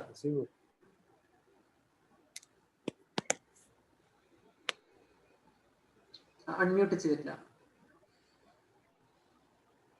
ബഹുമാനപ്പെട്ട അധ്യക്ഷൻ, അതുപോലെ തന്നെ വിദ്യാഭ്യാസ രംഗത്ത് പ്രത്യേകിച്ച് മലബാറിന്റെ കാര്യം മനസ്സിലൂന്നിക്കൊണ്ട് പ്രവർത്തിക്കുന്ന എൻ്റെ പ്രിയപ്പെട്ട സഹപ്രവർത്തകരെ, സുഹൃത്തുക്കളെ, ഗുരുനാഥന്മാരെ, എനിക്ക് തോന്നുന്നത് ഞാൻ ആ പ്രസന്റേഷൻ ശ്രദ്ധിക്കുകയായിരുന്നു. കുറുപ്പ് സാറുടെ അനുഭവവും ചരിത്രപരമായി നിന്നുകൊണ്ട് തന്നെ അതിൻ്റെ പെർസ്പെക്റ്റീവ് പഠിപ്പിച്ചുകൊണ്ട് പഴയതിനെ നോക്കിയാൽ മാത്രമേ പുതുമയുടെ പശ്ചാത്തലം മനസ്സിലാക്കാൻ കഴിയൂ എന്നുള്ള ആ ഒരു ചരിത്രബോധത്തിൽ നിന്നുകൊണ്ട് നമ്മെ പഠിപ്പിച്ചു തരികയായിരുന്നു കുറുപ്പ് സാറ്. എന്താണ് അതിൻ്റെ കാര്യങ്ങൾ എന്നുള്ളതിൻ്റെ അതിന് historical perspective, sociological perspective, political perspective വളരെ കൃത്യമായിട്ട് അദ്ദേഹം പറഞ്ഞു കഴിഞ്ഞു.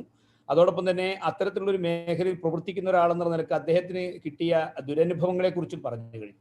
ഇവിടെ എനിക്ക് തോന്നുന്നത് ഇപ്പോഴും ഏറ്റവും നല്ല ലീവറേജ് ഉണ്ടാക്കാൻ പറ്റിയൊരു സമയമാണിത്. കാരണം പിണറായി സഖാവ് മുഖ്യമന്ത്രിയായിരിക്കുന്ന ഒരു പശ്ചാത്തലം, അതുപോലെ തന്നെ മലബാറിൽ നിന്ന് തന്നെ പ്രഗത്ഭരായ ഒരുപാട് പേര്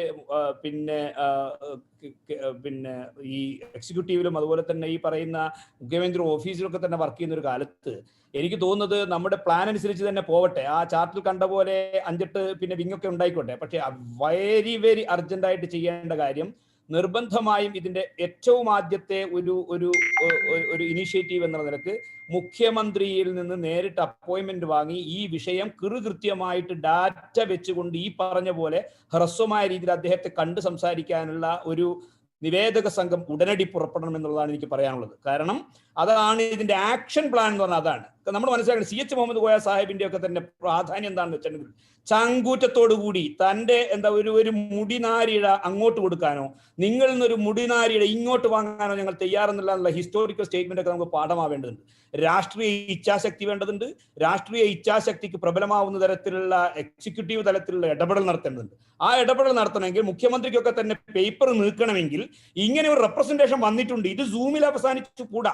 ഇതൊരു പത്രവാർത്ത പോലുമായിട്ട് വരില്ല. എനിക്കറിയാം മുഹമ്മദ് അഷ്റഫ് സെന്റെ എഴുതിയ ഈ ലേഖനം, ഈ അടുത്ത കാലത്ത് വന്ന ലേഖനത്തിലെ ആ പത്രത്തിന്റെ പിന്നെ ഹൈലൈറ്റ് കണ്ടാൽ അറിയാം, അറബിക്ക് ഇല്ല എന്നുള്ള രീതിയിലാണ് അതിന് ഹൈലൈറ്റ് ചെയ്യപ്പെട്ടിരിക്കുന്നത്. നിങ്ങൾ ആലോചിച്ച് നോക്കൂ, കൊടുക്കുന്ന വാർത്തയിൽ ഏത് ഹൈലൈറ്റ് ആയി വരണമെന്ന് പോലും വളരെ കുൽസിതമായിട്ട് അവിടെ പിന്നെ പത്രം ഓഫീസുകളിലായാലും അതുപോലെ തന്നെ എക്സിക്യൂട്ടീവ് തലത്തിൽ അവിടുത്തെ പിന്നെ സ്ഥലങ്ങളിലായാലും ഇതിനെയൊക്കെ തന്നെ പാർശ്വവൽക്കരിക്കാനും യാഥാർത്ഥ്യത്തിൽ നിന്ന് പിന്നെ ജനശ്രദ്ധയെ തികച്ചും ഭിന്നമായ രീതിയിൽ ഒരു അർത്ഥത്തിലുള്ള മാർജിനലൈസ്ഡ് ആക്കി മാറ്റാനുള്ള വളരെ ബോധപൂർവമായ ശ്രമത്തെ നമ്മൾ തിരിച്ചറിയേണ്ടതുണ്ട്. അതുകൊണ്ട് ആദ്യം ചെയ്യേണ്ടത് മുഖ്യമന്ത്രിയുടെ അടുത്ത് ഇതിന്റെ റെപ്രസെന്റേഷൻ കൊടുക്കുകയും ഉടനടി തന്നെ അദ്ദേഹം പിന്നെ മുഖ്യമന്ത്രിയായി ഇരിക്കെ തന്നെ എന്തു നേടി എന്നുള്ള ചോദ്യത്തിന് ഉത്തരം ആയിട്ട് അത് വരണം സർ എന്ന് പറഞ്ഞുകൊണ്ട് തന്നെ അദ്ദേഹത്തിന്റെ ആ ഒരു പിന്നെ ആ ഒരു പവറിനെ ഉപയോഗപ്പെടുത്തിക്കൊണ്ട് ഏറ്റവും അടിയന്തരമായി ഷോർട്ട് നോട്ടീസ് ചെയ്യേണ്ട കാര്യം അതാണെന്നാണ് എനിക്ക് പറയാനുള്ളത്. ബാക്കി കാര്യങ്ങളൊക്കെ തുടർ ചർച്ചകൾ പിന്നീട് പറയാമെന്ന് പ്രതീക്ഷിക്കുകയാണ്. ഒരു കാര്യം പറയാനുള്ള ഒറ്റ കാര്യം കൂടി ഞാൻ സൂചിപ്പിക്കുകയാണ്. ഇതിൽ അടിയന്തരമായി നടക്കേണ്ട ഏറ്റവും പ്രധാനപ്പെട്ട ഒരു കാര്യം സിജി പോലുള്ള ഒരു സംഘടന, കുറുപ്പ് സാറ് പറഞ്ഞത് വളരെ പ്രധാനപ്പെട്ട ഒരു കാര്യമുണ്ട്, നമ്മളതിന് പിന്നെ ഓവർലുക്ക് ചെയ്യേണ്ട. അങ്ങനെ SKSS ഉണ്ടാക്കി, മലബാർ ഫോർ ഉണ്ടാക്കി, ഇതങ്ങനെ കൊഴിഞ്ഞു പോകുന്ന ഒരു സാധനമാക്കി ഇത് മാറ്റിക്കൂടാ. ഇത് നിരന്തരമായ ഇടപെടലിലൂടെ വിദ്യാർത്ഥി രംഗത്തും അതുപോലെ തന്നെ അധ്യാപക രംഗത്തും അതുപോലെ തന്നെ രാഷ്ട്രീയ പ്രവർത്തക രംഗത്തും എക്സിക്യൂട്ടീവ് തലത്തിലും ഒക്കെ തന്നെ കണ്ണു തുറപ്പിക്കുന്ന ഡാറ്റകൾ അവതരിപ്പിക്കുന്ന ഒരു കൃത്യമായിട്ടുള്ള ഒരു മീഡിയ വിങ്, ഒരു പബ്ലിക് റിലേഷൻസ് വിങ് ആണ് ഉണ്ടാവേണ്ടതെന്നുള്ള കാര്യം കൂടി സൂചിപ്പിച്ചുകൊണ്ട് അതിലേക്ക് രാമകൃഷ്ണൻ സാറെ പോലുള്ള അതുപോലെ തന്നെ സമാൻ സാറിനെ പോലുള്ള ആൾക്കാരുടെയൊക്കെ തന്നെ ഈ മേഖലയിൽ പ്രവൃത്തി പരിചയമുള്ളവരുടെ കയ്യൊപ്പോട് കൂടി തന്നെ കാര്യങ്ങൾ നീങ്ങേണ്ടതുണ്ടെന്ന് വിനയപൂർവ്വം അറിയിക്കുകയാണ്. പിന്നെ ഈ പരിപാടിക്ക് ഇങ്ങനൊരു അവസരം തന്നതിന് എല്ലാവിധ ഭാവങ്ങളും അറിയിച്ചുകൊണ്ട് നിർത്തുന്നു. Doctor Ismail Marutheri, Jeddah King Abdul Aziz യൂണിവേഴ്സിറ്റിയിലെ ഇംഗ്ലീഷ് വിഭാഗം പ്രൊഫസറാണ്. അത് പരിചയമില്ലാത്തവർക്ക് വേണ്ടിയിട്ടൊന്ന് പറഞ്ഞതാണ്. ഞാൻ KM സാർ ഇവിടെ ഉണ്ട്. KM സാർ ഒന്ന് വളരെ ചുരുക്കിയിട്ടൊരു 1-2 വാക്യങ്ങൾ കിട്ടിയാൽ നല്ലതാണ് സാർ, പ്ലീസ്. അധ്യക്ഷൻ, മറ്റ് സുഹൃത്തുക്കളെ, വളരെ ഗൗരവം പ്രധാനപ്പെട്ട ഒരു വിഷയമാണ് ഈ മലബാറിന്റെ ഡിസ്ക്രിമിനേഷൻ. പിന്നെ ഇത് നേരത്തെ ഒരു മൂവ്മെന്റ് ആയിട്ട് കാലിക്കറ്റ് ഫ്രൈഡേ ക്ലബ്ബ് തുടങ്ങിയിരുന്നു, ഏറ്റെടുത്തിരുന്നത്. 1/11/1985 കാലിക്കറ്റ് ഫ്രൈഡേ ക്ലബ്ബ് ഒരു സെമിനാർ തന്നെ സംഘടിപ്പിക്കുകയുണ്ടായി. കുറുപ്പ് സാർ പറഞ്ഞ മുർക്കോത്ത് രാമണ്യെ പോലെയുള്ള പ്രഗത്ഭന്മാരെ ക്ലബ്ബ് അതിൽ പങ്കെടുപ്പിച്ചിരുന്നു. അന്ന് പിന്നെ ഒരു 13 പോയിന്റ് അടങ്ങുന്ന ഒരു നിവേദനം നൽകുകയുണ്ടായി ഗവൺമെന്റിന്. അത് ആ 13 പോയിന്റിൽ പലതും ഇന്നും പ്രസക്തമായിരിക്കുന്നു എന്നുള്ളത് അന്നത്തെ ആ നിവേദനത്തിന്റെ പ്രാധാന്യത്തെ പിന്നിലേക്ക് നമ്മുടെ ശ്രദ്ധ ചെലുത്തുന്നതാണ്. അതില് പിന്നെ പ്രധാനപ്പെട്ട ഒന്ന്, ഓപ്പൺ യൂണിവേഴ്സിറ്റി, കേരളത്തിൽ തുടങ്ങാൻ പോകുന്ന ഓപ്പൺ യൂണിവേഴ്സിറ്റി മലപ്പുറത്തായിരിക്കണം എന്നതായിരുന്നു. അത് ഇന്ന് കൊല്ലത്താണ് സ്ഥാപിക്കാൻ പോകുന്നത്. ഇവിടെ മലപ്പുറത്തിനോട് ഇത്രയും വലിയ, മലബാറിനോട് ഇത്രയും വലിയ ഡിസ്ക്രിമിനേഷൻ നടന്നുകൊണ്ടിരിക്കെ വളരെ പ്രധാനപ്പെട്ട ഓപ്പൺ യൂണിവേഴ്സിറ്റി തുടങ്ങുന്നത് കൊല്ലത്താണ്, മലബാറിലല്ല. അന്ന് ഞങ്ങൾ കൊടുത്ത ഫ്രൈഡേ ക്ലബ് കൊടുത്ത റെക്കമെൻഡേഷൻസിൽ അത് പ്രത്യേകം ഊന്നി പറഞ്ഞ ഒരു കാര്യം അതാണ്. മറ്റൊന്ന്, ചില ഡിപ്പാർട്ട്മെന്റുകൾ കാസർഗോഡ്, കണ്ണൂര്, മലപ്പുറം മുതലായ ഭാഗങ്ങളിലേക്ക് ഷിഫ്റ്റ് ചെയ്യണം എന്നുള്ളത്. ഇപ്പോഴും എല്ലാ ഡിപ്പാർട്ട്മെന്റും തിരുവനന്തപുരത്ത് തന്നെ നിർത്തണം എന്നുള്ള ആ വാശി, ആ ദുർവാശി ഒഴിവാക്കിയിട്ട് ഡീസെൻട്രലൈസേഷൻ വേണം. കുറെ ഡിപ്പാർട്ട്മെന്റുകൾ മലബാറിലേക്ക് വരണം. ഈ പിന്നെ നമ്മുടെ ചീഫ് മിനിസ്റ്റർ പിണറായി സാർ ആയിരുന്നു പറഞ്ഞിട്ട് കാര്യമില്ല. നിയന്ത്രണം ഇപ്പോഴും IAS ഓഫീസേഴ്സിന്റെ കയ്യിലാണ്. IAS ഓഫീസേഴ്സ് ഒക്കെ ആ ഭാഗത്തുള്ളവരാണ്. അതുകൊണ്ട് ഇതിന് നേരത്തെ പറഞ്ഞ ഇവിടെ സൂചിപ്പിച്ച പോലെ ഈ പിന്നെ ചാർട്ട് ഓഫ് ഡിമാൻഡ്സില് ഇവരുടെ പ്രകടന പത്രികയിൽ തന്നെ ഈ കാര്യങ്ങൾ ഉൾപ്പെടുത്തേണ്ടതുണ്ട്. അന്ന് കൊടുത്തിറക്കിയ പിന്നെ ഡിമാൻഡ്സിൽ പറഞ്ഞ മറ്റ് 13 പോയിന്റിൽപ്പെട്ട ഒന്നായിരുന്നു ബേപ്പൂർ ഒരു ഫുൾ ഫ്ലെഡ്ജഡ് കോർട്ടാക്കി മാറ്റണം എന്നുള്ളത്. അത് ഇപ്പോഴും ഏതാണ്ടൊക്കെ ഒരു മീഡിയയിൽ നടക്കുകയാണ്. അന്ന് നിർദ്ദേശിച്ച് അന്ന് ആവശ്യപ്പെട്ട ആ ലെവലിലൊന്നും എത്തിയിട്ടില്ല. അപ്പൊ ഇത് ഈ പറഞ്ഞ പോലെ അന്ന് പിന്നീട് ഫ്രൈഡേ ക്ലബിന്റെ ഭാരവാഹികളൊക്കെ മാറിയപ്പോൾ അതിന്റെ പുതുതായി വന്ന ഭാരവാഹികൾക്ക് നേരത്തെ ഉണ്ടായിരുന്ന ഊർജ്ജമൊന്നും ഉണ്ടായിരുന്നില്ല. അപ്പൊ അതുകൊണ്ട് അന്നത്തെ ഈ മൂവ്മെന്റ് അതോടുകൂടി അങ്ങനെ അത് ഒതുങ്ങിപ്പോവുകയാണ് ചെയ്തത്. പിന്നെ അതിന്റെ റെപ്രസെന്റേഷൻ അന്ന് കൊടുത്ത റെപ്രസെന്റേഷന്റെ ഒരു കോപ്പി എന്റെ കയ്യിൽ പെട്ടെന്ന് നോക്കിയപ്പോൾ തിരഞ്ഞെടുത്തതാണ്. അത് പിന്നെ ഞാൻ കയ്യിലുണ്ട് എന്നുള്ളത് നിങ്ങളെ ശ്രദ്ധപ്പെടുത്തുകയാണ്. ഏതായാലും വൈകിയ വേളയിൽ ഞാൻ ദീർഘിപ്പിക്കുന്നില്ല. ഇത് വളരെ സമയോചിതമായ ഒരു ചലനമാണ്. അതിന് തന്നെ ഭാരവാഹികളെ പ്രത്യേകം അനുമോദിക്കുന്നു. ഈ പറഞ്ഞ പോലെ ഉടനെ തന്നെ, ഇപ്പോഴത്തെ ഇലക്ഷന്റെ സമയമാണ്, ഈ ഓരോ പാർട്ടിയുടെയും പ്രകടന പത്രികയിൽ ഇവിടുത്തെ അത് കുറെ പോയിന്റ്സ് ഞാൻ തരുന്നുണ്ട്, കുറെ പോയിന്റ്സ് ഉൾപ്പെടുത്തിക്കൊണ്ട് അവരെ ഉൾപ്പെടുത്തണം എന്ന് നിർബന്ധിക്കാൻ ഒരു ഡെലഗേഷൻ ഉടനെ തന്നെ അതിന് പുറപ്പെടണം എന്ന് നേരത്തെ പറഞ്ഞ അത് ആവർത്തിച്ചുകൊണ്ട് ഞാൻ എൻ്റെ വാക്കുകൾ ഉപസംഹരിക്കുന്നു. ഒരു സന്ദർഭം എന്നതിന് എൻ്റെ ഭാരവാഹികൾക്ക് എൻ്റെ കൃതജ്ഞത അറിയിക്കുന്നു. അൽഹംദുലില്ലാഹ്. Thank you sir. തീർച്ചയായിട്ടും സാറിന്റെ ഒക്കെ ഉപദേശങ്ങളും നിർദ്ദേശങ്ങളും ഡയറക്ഷനും ഒക്കെ വേണം. ജനതയും ഇതൊക്കെ നോട്ട് ചെയ്യുന്നുണ്ടാവുമെന്ന് വിചാരിക്കുന്നു. ഓഫീസർ, ചുരുങ്ങിയ വാക്കുകൾ. ഓഫീസർ.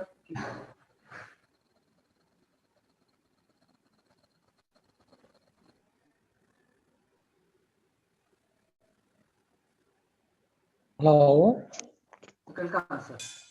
കേൾക്കാം. പ്രിയപ്പെട്ട K N Kurup sir, Ramakrishnan sir, Ashraf sir, മറ്റു പ്രിയപ്പെട്ടവർ, അധികം സംസാരിക്കുന്നില്ല. വളരെ നന്നായിട്ട് കെ എൻ കുറുപ്പ് സാറും അതുപോലെ അതൊരു പ്രസന്റേഷൻ വളരെ നന്നായിട്ട് ചെയ്തു. ഈ മലബാറും തിരുകൊച്ചുവേളിലെ വിവേചനം വളരെ വ്യക്തമാകുന്ന ഒരൊറ്റ കാര്യം പറഞ്ഞ് ഞാൻ അവസാനിക്കാൻ ആഗ്രഹിക്കുന്നത്. ഇപ്പോൾ ഡിഗ്രി അഡ്മിഷൻ, PG അഡ്മിഷൻ നടന്നുകൊണ്ടിരിക്കുമ്പോൾ നമ്മുടെ മലബാറിലെ പല കോളേജുകളിലും, പ്രത്യേകിച്ച് മമ്പാട് കോളേജിൽ തന്നെ മാനേജ്മെന്റ് കോട്ടയിൽ അപേക്ഷ തന്നിരുന്ന പല വിദ്യാർത്ഥികൾക്കും മെറിറ്റ് കോട്ടയിൽ എറണാകുളത്തെ പ്രധാന കോളേജുകളിൽ തന്നെ അഡ്മിഷൻ കിട്ടി. മമ്പാട് കോളേജിൽ മാനേജ്മെന്റ് കോട്ടയിൽ അഡ്മിഷന് അപേക്ഷിച്ച പലർക്കും മെറിറ്റ് കോട്ടയിൽ എറണാകുളത്തെ പല പ്രമുഖ കോളേജുകളിൽ അഡ്മിഷൻ കിട്ടി. അത് വ്യക്തമാക്കുന്നത് തീർച്ചയായിട്ടും മലബാറിൽ സീറ്റുകൾ കുറവാണ്. അതുപോലെ എറണാകുളത്തും തിരുകൊച്ചിയിലൊക്കെ ഡിഗ്രി സീറ്റുകളും PG സീറ്റുകളും പൊതുവെ അധികവുമാണ്. നേരത്തെ സൂചിപ്പിച്ച മലബാറിലെ അധികം വിദ്യാർത്ഥികളും ഡിഗ്രിയും PGയും മലബാറിലെ വിദ്യാർത്ഥികൾ അധികം പോകുന്നത് തമിഴ്നാട്ടിലും കർണാടകയിലാണ്. തമിഴ്നാട്ടിലും കർണാടകയിലും പഠിക്കുന്ന വിദ്യാർത്ഥികളെ നോക്കിക്കഴിഞ്ഞാൽ ഏറ്റവും കൂടുതലുള്ളത് മലബാറിലാണ്. അപ്പൊ ആ വിവേചനം നിലനിൽക്കണം. തീർച്ചയായിട്ടും ആ വിവേചനത്തിനെതിരെ, കുറുപ്പ് സാർ പറഞ്ഞ പോലെ എല്ലാ രംഗത്തുമുള്ള വിവേചനത്തിനെതിരെ ഈ വേദി ഏറ്റവും നന്നായിട്ട് ഉപയോഗിക്കണം എന്ന് പറയുന്നതോടൊപ്പം ഏറ്റവും ആദ്യമായിട്ട് ചെന്നത് ഈ അഷ്റഫ് സാറ് നേരത്തെ പത്രത്തിലൂടെ സൂചിപ്പിച്ച പോലെ കോഴ്സുകൾ അനുവദിച്ചതിലുള്ള വിവേചനം മാറ്റാൻ ഉടൻ തന്നെ ഒരു നിവേദനമോ അല്ലെങ്കിൽ മുഖ്യമന്ത്രിയോ മറ്റു കണ്ട് സംസാരിക്കാണ്ട്. ഇപ്പൊ ഇലക്ഷൻ സമയമായതുകൊണ്ട് തീർച്ചയായിട്ടും ഒന്നും ഉണ്ടാവില്ല. എങ്കിലും ഇലക്ഷൻ കഴിയുന്നതിന് മുമ്പായിട്ട് അതിനുള്ള പ്രാരംഭ നടപടികൾ സ്വീകരിക്കണം. കോഴ്സ് അനുവദിച്ചതിൽ ഒരുപാട് വിവേചനമുണ്ട്. ഇപ്പോ 3.25 ഗ്രേഡുള്ള അതിന് മുകളിലുള്ള ആളുകൾക്ക് ഇന്റഗ്രേറ്റഡ് കോഴ്സ് അനുവദിച്ചപ്പോൾ അതാണ് ഒരു മാനദണ്ഡമാക്കിയും 3.25. പക്ഷെ 2 കോഴ്സ് അനുവദിക്കേണ്ടി വരുമ്പോൾ അത് 3.5 ആക്കി. അങ്ങനെ പലപ്പോഴും പലതരത്തിലുള്ള വിവേചനങ്ങൾ അതിന് നടന്നിട്ടുണ്ട്. അപ്പൊ അതുകൊണ്ട് തന്നെ അതാദ്യം കോഴ്സ് അനുവദിച്ചുള്ള വിവേചനം മാറ്റുന്നതിന് വേണ്ടിയുള്ള നിവേദനങ്ങളും MLA-മാരുടെ മുഖേനയും ഒക്കെ സമ്മർദ്ദം ചെലുത്താൻ ഈ വേദി ഉപയോഗിക്കണം. അതുപോലെ മറ്റു അവസരങ്ങൾ മലബാറിൽ വർദ്ധിപ്പിക്കാനുള്ള ഈ മുന്നേറ്റം തീർച്ചയായിട്ടും നല്ല രീതിയിൽ മുന്നോട്ട് പോകട്ടെ എന്ന് മാത്രം പറഞ്ഞുകൊണ്ട് എന്റെ വാക്കുകൾ അവസാനിപ്പിക്കുന്നു. നന്ദി, നമസ്കാരം.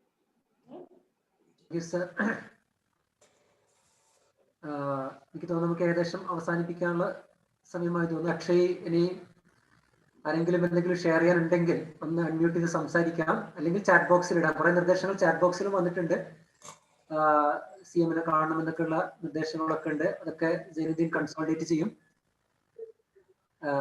വേറെ ആർക്കെങ്കിലും ഉണ്ടെങ്കിൽ ലത്തീഫ് സാർ, പൊന്നാനി ലത്തീഫ് സാർ ഉണ്ട്. സാർ ഈ മേഖലയിൽ സിജിയുമായി ബന്ധപ്പെട്ടിട്ട് മിഷൻ ഹയർ എഡ്യൂക്കേഷൻ ലീഡ് ചെയ്യുന്ന ആളൊക്കെയാണ്. ലത്തീഫ് സാർ.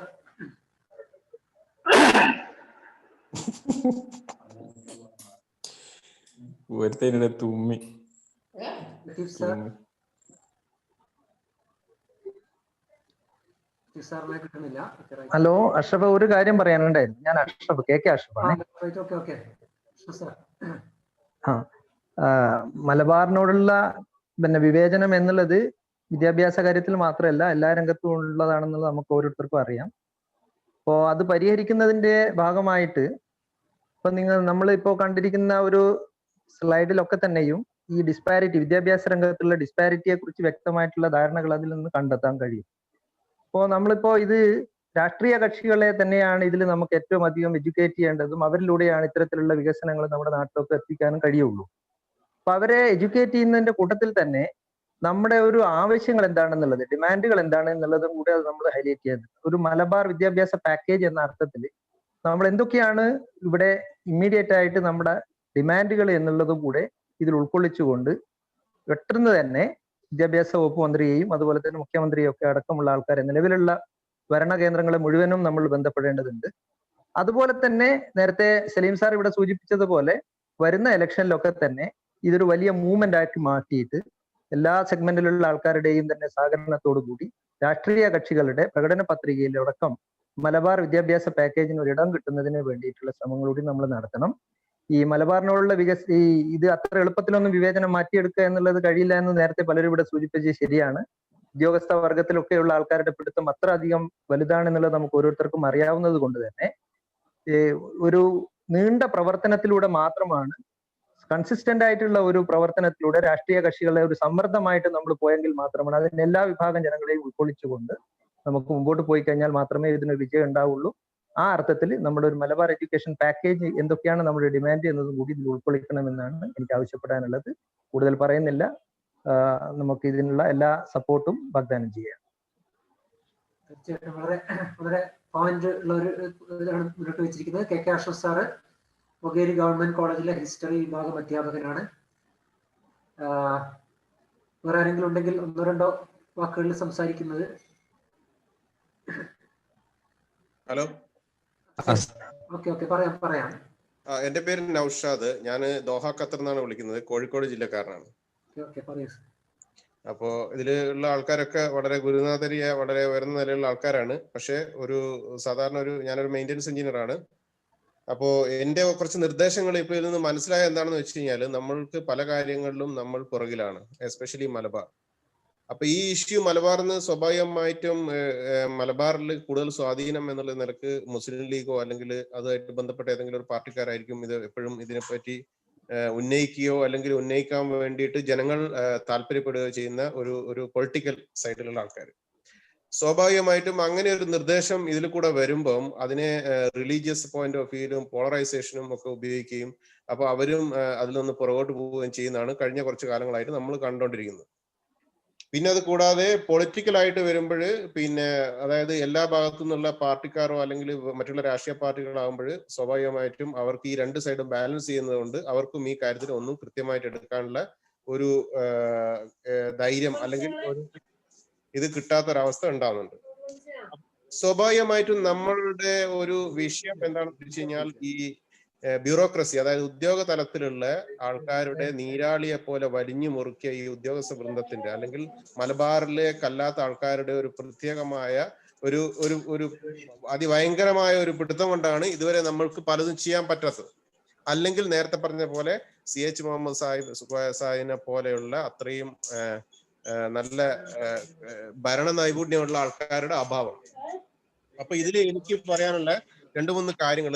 ഏതായാലും ഒരു മൂവ്മെന്റ്, മലബാർ മൂവ്മെന്റ് എന്ന് പറയുമ്പോൾ ഇതിന് രാഷ്ട്രീയമില്ല, അതില് മതമില്ല, മറ്റുള്ള കാര്യങ്ങളില്ലാത്തത് കൊണ്ടും ഇതിന്റെ ബേസിൽ ഒരു അഡ്ഹോക്ക് കമ്മിറ്റി പോലെ ഒരു കമ്മിറ്റി രൂപീകരിക്കുകയും ആ കമ്മിറ്റിയിൽ നമ്മൾ കുറച്ച് നല്ല ഇതിനെക്കുറിച്ച് ടോപ്പ് ലെവൽ, അതായത് വിഷൻ മിഷൻ അങ്ങനെയുള്ള കാര്യങ്ങളെ കുറിച്ചൊക്കെ നല്ല ധാരണയുള്ള ആൾക്കാർ ഇടുകയും അതിനുശേഷം ഇത് ജനങ്ങളിലേക്ക് എത്തിക്കാൻ വേണ്ടി ഇന്നത്തെ കാലത്തെ നമ്മളുടെ മീഡിയയായ സോഷ്യൽ മീഡിയയും മറ്റുള്ള കാര്യങ്ങളും അതിനുവേണ്ടി നമുക്ക് കുറച്ച് മറ്റുള്ള ചെലവുകളോ കാര്യങ്ങളോ ഒക്കെ വരികയാണെങ്കിൽ നമുക്കത് റേസ് ചെയ്യാൻ പറ്റുമെന്നാണ് എൻ്റെ അഭിപ്രായം. അത് കൂടാതെ ഗവൺമെന്റ് ഓഫീസുകളെ കുറിച്ചും ഇവിടെ നേരത്തെ ആരോ പ്രതിപാദിച്ചു, അത് വളരെ സത്യമാണ്. എന്തൊരു ചെറിയ സർട്ടിഫിക്കറ്റ് കാസർഗോഡുള്ള ആൾക്ക് വേണമെങ്കിലും അയാള് വണ്ടി വിളിച്ച് മലബാർ എക്സ്പ്രസിന് ബുക്ക് ചെയ്തിട്ട് 1-2 ദിവസത്തെ മെനക്കേട് അല്ലെങ്കിൽ അവിടെയുള്ള ആ താമസം കൂടെ കൂട്ടി അയാൾ അവിടെ പോയിട്ട് ഒരുപാട് സമയം ചെലവഴിച്ചതിന് ശേഷം മാത്രമേ ഇത് കിട്ടുന്നുള്ളൂ. മാത്രമല്ല നമ്മുടെ ആൾക്കാർക്ക് ജോലി ചെയ്യാനുള്ള ഒരു സൗകര്യവും നമുക്ക് കിട്ടുന്നില്ല. കാരണം ഒരു വാല്യൂ അഡീഷൻ എന്ന നിലക്ക് ഒരു ഓഫീസ് അവിടെ വന്നു കഴിഞ്ഞാൽ അതിന്റെ അനുബന്ധമായിട്ട് വേറൊരു ഓഫീസ്, അങ്ങനെ ആൾക്കാർ അങ്ങോട്ട് മാറുന്നു. ഒരു തരത്തിലും ഇങ്ങോട്ട് വികസനം എത്താത്ത ഒരു രീതിയിലാണ് ഉള്ളത്.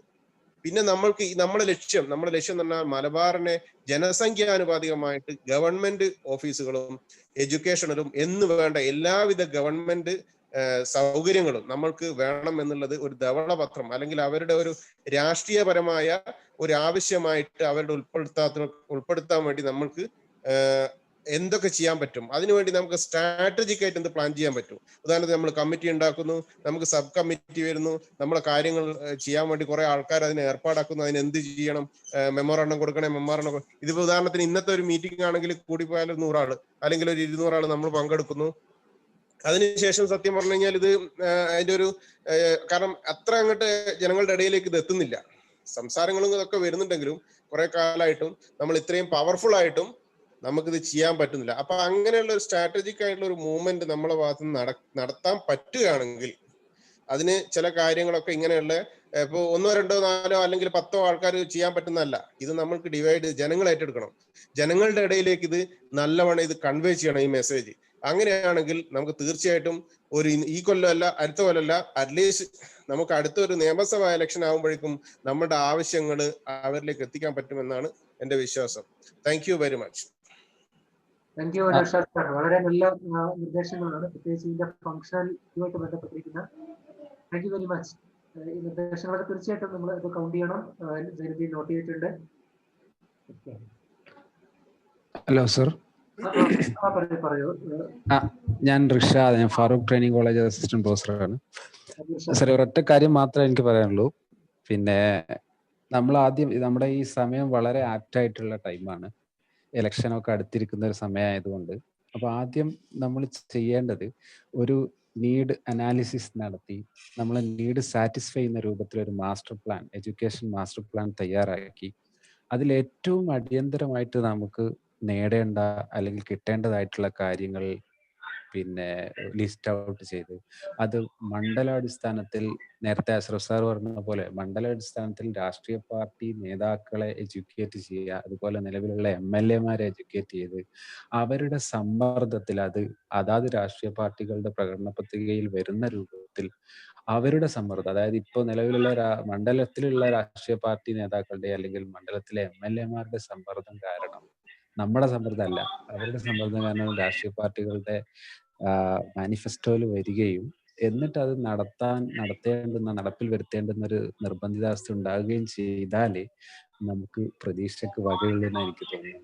കാരണം എല്ലാ പ്രാവശ്യവും ഭരണത്തിൽ ഇരിക്കുന്ന സമയത്ത് മറ്റു ഇതുപോലുള്ള സംഘടനകളും അധ്യാപക സംഘടനകളും എല്ലാവരും ഇതുപോലെ ആവശ്യങ്ങൾ ഉന്നയിക്കാറുണ്ട്. പക്ഷെ അത് വളരെ കുറച്ച് മാത്രം അത് പൂർത്തീകരിക്കപ്പെടുന്ന ഒരു സാഹചര്യമാണല്ലോ ഉള്ളത്. അപ്പൊ ഇതുപോലെ നമ്മളെ മാനിഫെസ്റ്റോയിൽ വരികയാണെങ്കിൽ, രാഷ്ട്രീയ പാർട്ടികളുടെ മാനിഫെസ്റ്റോയിൽ വരികയാണെങ്കിൽ മുഴുവൻ അല്ലെങ്കിൽ കുറേയേറെ കാര്യങ്ങളെങ്കിലും നമുക്ക് നേടാൻ കഴിയുമെന്ന ഒരു അഭിപ്രായമാണ് എനിക്കുള്ളത്. തീർച്ചയായിട്ടും ഇത് ഒരു വലിയ എന്താ പറയുക, ഈ ഒരു പ്രൊജക്ടിന്റെ പ്രവർത്തന രീതി വളരെ സിസ്റ്റമാറ്റിക് ആയിട്ട് തയ്യാറാക്കിയ സ്ഥിതിക്ക് ഈ ടീമിന് ഇതിനു മുമ്പും പല കാര്യങ്ങളും ഇടപെട്ടുള്ള പരിചയം ഉള്ളത് കൊണ്ടും തീർച്ചയായിട്ടും നമുക്ക് ഈ ലക്ഷ്യം സാക്ഷാത്കരിക്കാൻ കഴിയുമെന്ന കാര്യത്തിൽ യാതൊരു സംശയമില്ല.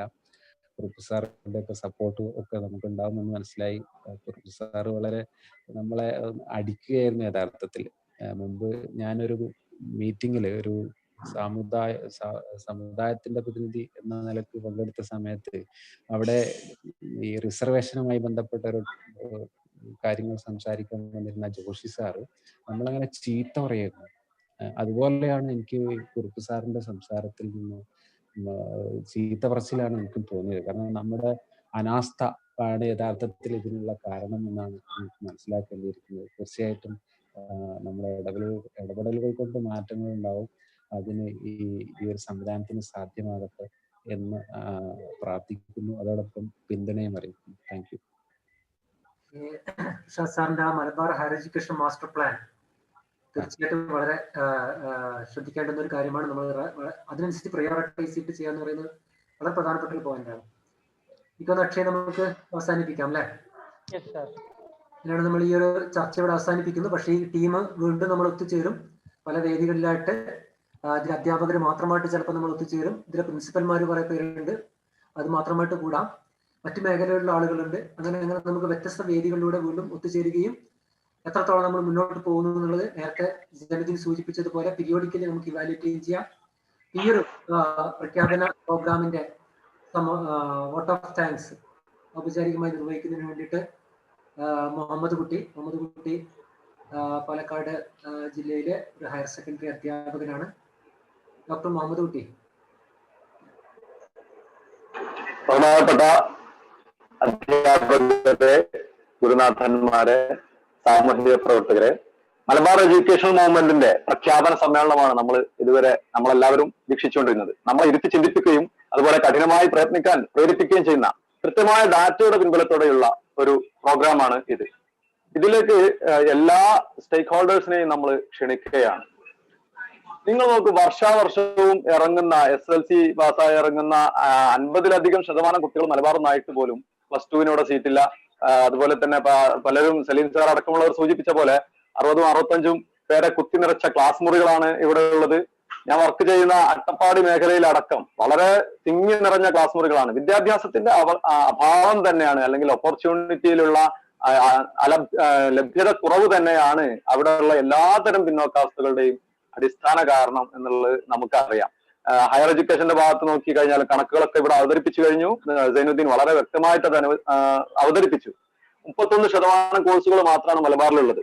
50% സ്റ്റുഡൻസ് ഇവിടുന്ന് പ്രൊഡ്യൂസ് ചെയ്ത് വരുമ്പോഴും അവർക്ക് വേണ്ടത് ഇല്ല യഥാർത്ഥത്തിൽ.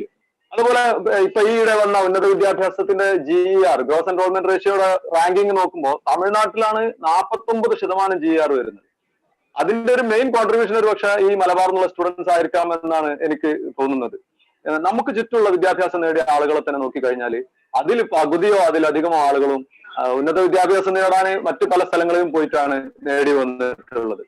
ഇപ്പൊ ഈ ശബ്ദം കേൾക്കുന്ന അവരോട് ഞാൻ ചോദിക്കണം, 80%, 90% മാർക്ക് വാങ്ങിയിട്ടും ഇവിടെ ഉന്നത വിദ്യാഭ്യാസത്തിന് ഒരു പ്ലസ് ടുവിന് അഡ്മിഷൻ കിട്ടാത്തതിന്റെ പേരിൽ, അല്ലെങ്കിൽ കോളേജിൽ അഡ്മിഷൻ കിട്ടാത്തതിന്റെ പേരിലൊക്കെ നമ്മുടെ മക്കളെ നമ്മൾ പലപ്പോഴും വഴക്ക് പറയാറുണ്ട്, അല്ലെങ്കിൽ കുറ്റപ്പെടുത്താറുണ്ട്. യഥാർത്ഥത്തിൽ ആരെയാണ് നമ്മൾ കുറ്റപ്പെടുത്തേണ്ടത്? നമ്മൾ ഇനിയും ഇത് പ്രവർത്തിക്കാൻ വൈകിക്കൂടാ എന്നതാണ് ഇന്നത്തെ ഒരു പ്രഖ്യാപന സമ്മേളനത്തിൽ എല്ലാവരും ഒന്നിച്ച് ഉയർത്തി കാണിച്ച ഒരു പ്രധാനപ്പെട്ട ആശയം. അതുപോലെ തന്നെ ഒരു പ്രദേശത്ത് മാത്രം കേന്ദ്രീകരിച്ച് കിടക്കുന്ന വിദ്യാഭ്യാസ അവസരങ്ങളാണ് നമ്മൾ ഇന്ന് കാണുന്നത്. അതിന് ഒരു മാറ്റം വരുത്തണം, അതിന് ശക്തമായിട്ട് നമ്മൾ പോരാടണം. ഇങ്ങനെയുള്ള ഓപ്പർച്യൂണിറ്റീസ് എല്ലാം തുല്യമായി വിതരണം ചെയ്യപ്പെടണം. അതിനു വേണ്ടിയുള്ള ഒരു പ്ലാറ്റ്ഫോമാണ് മലബാർ എഡ്യൂക്കേഷൻ മൂവ്മെന്റ് എന്ന് പറയുന്നത്. നമ്മൾ ഒരിക്കലും ഇതൊരു ലഭ്യമായ നീതിയുടെ വിഷയമായിട്ടാണ് നമ്മൾ ഇതിനെ കാണുന്നത്. നീതിയുടെ കാര്യം നമ്മൾ സംസാരിക്കുമ്പോൾ പലരും കാലിയായ ഖജനാവിനെ കുറിച്ചൊക്കെ പറയും. പക്ഷെ അങ്ങനെയുള്ള ആളുകളല്ല നമുക്ക് വേണ്ടത്. നീതിയുടെ പക്ഷം നിൽക്കുന്ന എല്ലാതരം ആളുകളെയും നമ്മൾ ഈ ഒരു പ്രസ്ഥാനത്തിലേക്ക് ക്ഷണിക്കുകയാണ്. ഇതൊരു തുടക്കമാണ്.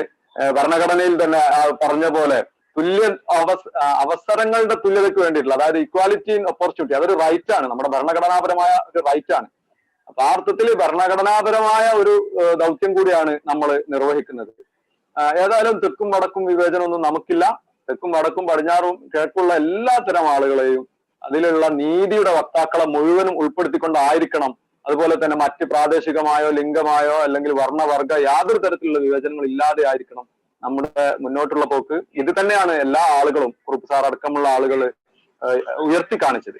മലബാറിന്റെ ചരിത്രവും വർത്തമാനവും ഒക്കെ പഠിച്ച് ഒരിക്കലും ചരിത്രത്തിൽ സ്വയം നഷ്ടപ്പെട്ട ഒരു ചരിത്ര അധ്യാപകനല്ല കുറുപ്പ് സാർ. കുറുപ്പ് സാർ ചരിത്രത്തിൽ നിന്ന് പാഠം ഉൾക്കൊണ്ട് ഫ്യൂച്ചറിലേക്ക് ആളുകളെ പ്രാപ്തരാക്കിയ ഒരു മാതൃകാ ചരിത്രകാരനാണ്. അങ്ങനെയാണ് നമ്മൾ അദ്ദേഹത്തിന്റെ സംസാരം കേട്ടപ്പോൾ നമുക്ക് മനസ്സിലായത്. അപ്പൊ അതുപോലെ തന്നെ സാമൂഹിക മാറ്റങ്ങളെ കുറിച്ചൊക്കെ ഒരുപാട് പഠനം നടത്തിയ ഒരു വ്യക്തി കൂടിയാണ് അദ്ദേഹം. മലബാറിന്റെ വിദ്യാഭ്യാസ പുരോഗതിയിൽ വളരെ നിർണായക സ്ഥാനം വഹിച്ച കാലിക്കറ്റ് യൂണിവേഴ്സിറ്റിയുടെ മുൻ വൈസ് ചാൻസലർ കൂടിയായ മലബാറിന്റെ ചരിത്രകാരനായ KKN കുറുപ്പ് സാറിന് അദ്ദേഹം ഞങ്ങളുടെ കൂടെ ഉള്ളത് ഒരു വലിയ ഭാഗ്യമായിട്ടാണ് ഞങ്ങൾ കാണുന്നത്. മലബാർ എഡ്യൂക്കേഷൻ മൂവ്മെന്റിന്റെ പ്രഖ്യാപനം നടത്താനും ഈ പരിപാടിയിൽ ഉടനീളം തന്റെ സാന്നിധ്യം കൊണ്ട് ധന്യമാക്കാനും അദ്ദേഹം എത്തിച്ചേർന്നതിന് നീതിക്ക് വേണ്ടി സംഘടിച്ച ജനതയ്ക്ക് വേണ്ടി ഞാൻ അഗൈതവമായ നന്ദി രേഖപ്പെടുത്തുകയാണ്. മലബാറിന്റെ വിദ്യാഭ്യാസ പുരോഗതിയിൽ മഹത്തായ പങ്ക് വഹിച്ച ഫാറൂഖ് കോളേജ്, അതുപോലെ തന്നെ JDT പോലുള്ള സ്ഥാപനങ്ങളുടെ അമരക്കാരനും കോഴിക്കോട്ടെ പൗരപ്രമുഖനും ഒക്കെ ആയിട്ടുള്ള CP കുഞ്ഞുമുഹമ്മദ് സാഹിബ്, അദ്ദേഹം സംസാരിക്കാൻ കഴിഞ്ഞിട്ടില്ല, പക്ഷെ അദ്ദേഹത്തിന്റെ എല്ലാ പിന്തുണയും നമ്മളെ അറിയിച്ചിട്ടുണ്ട്. നേരത്തെ തന്നെ പല കാര്യങ്ങളും അദ്ദേഹം ഇടപെട്ടിട്ടുണ്ട്. അദ്ദേഹത്തിനും ഞാൻ എല്ലാവരുടെയും പേരിൽ നന്ദി അറിയിച്ചു കൊള്ളുന്നു. അതുപോലെ തന്നെ Dr. P. രാമകൃഷ്ണൻ സാർ വളരെ കാലം വിവിധ സർക്കാർ കോളേജുകളിൽ അധ്യാപകനായി പ്രവർത്തിക്കുകയും മടപ്പള്ളി കോളേജിലെ പ്രിൻസിപ്പലായി വിരമിക്കുകയൊക്കെ ചെയ്ത വ്യക്തിയാണ്. മലബാറിലെ ശുഷ്കമായ വിദ്യാഭ്യാസ അവസരങ്ങളെ കുറിച്ച് നല്ല ബോധ്യമുള്ള ഒരു വ്യക്തി കൂടിയാണ് അദ്ദേഹം.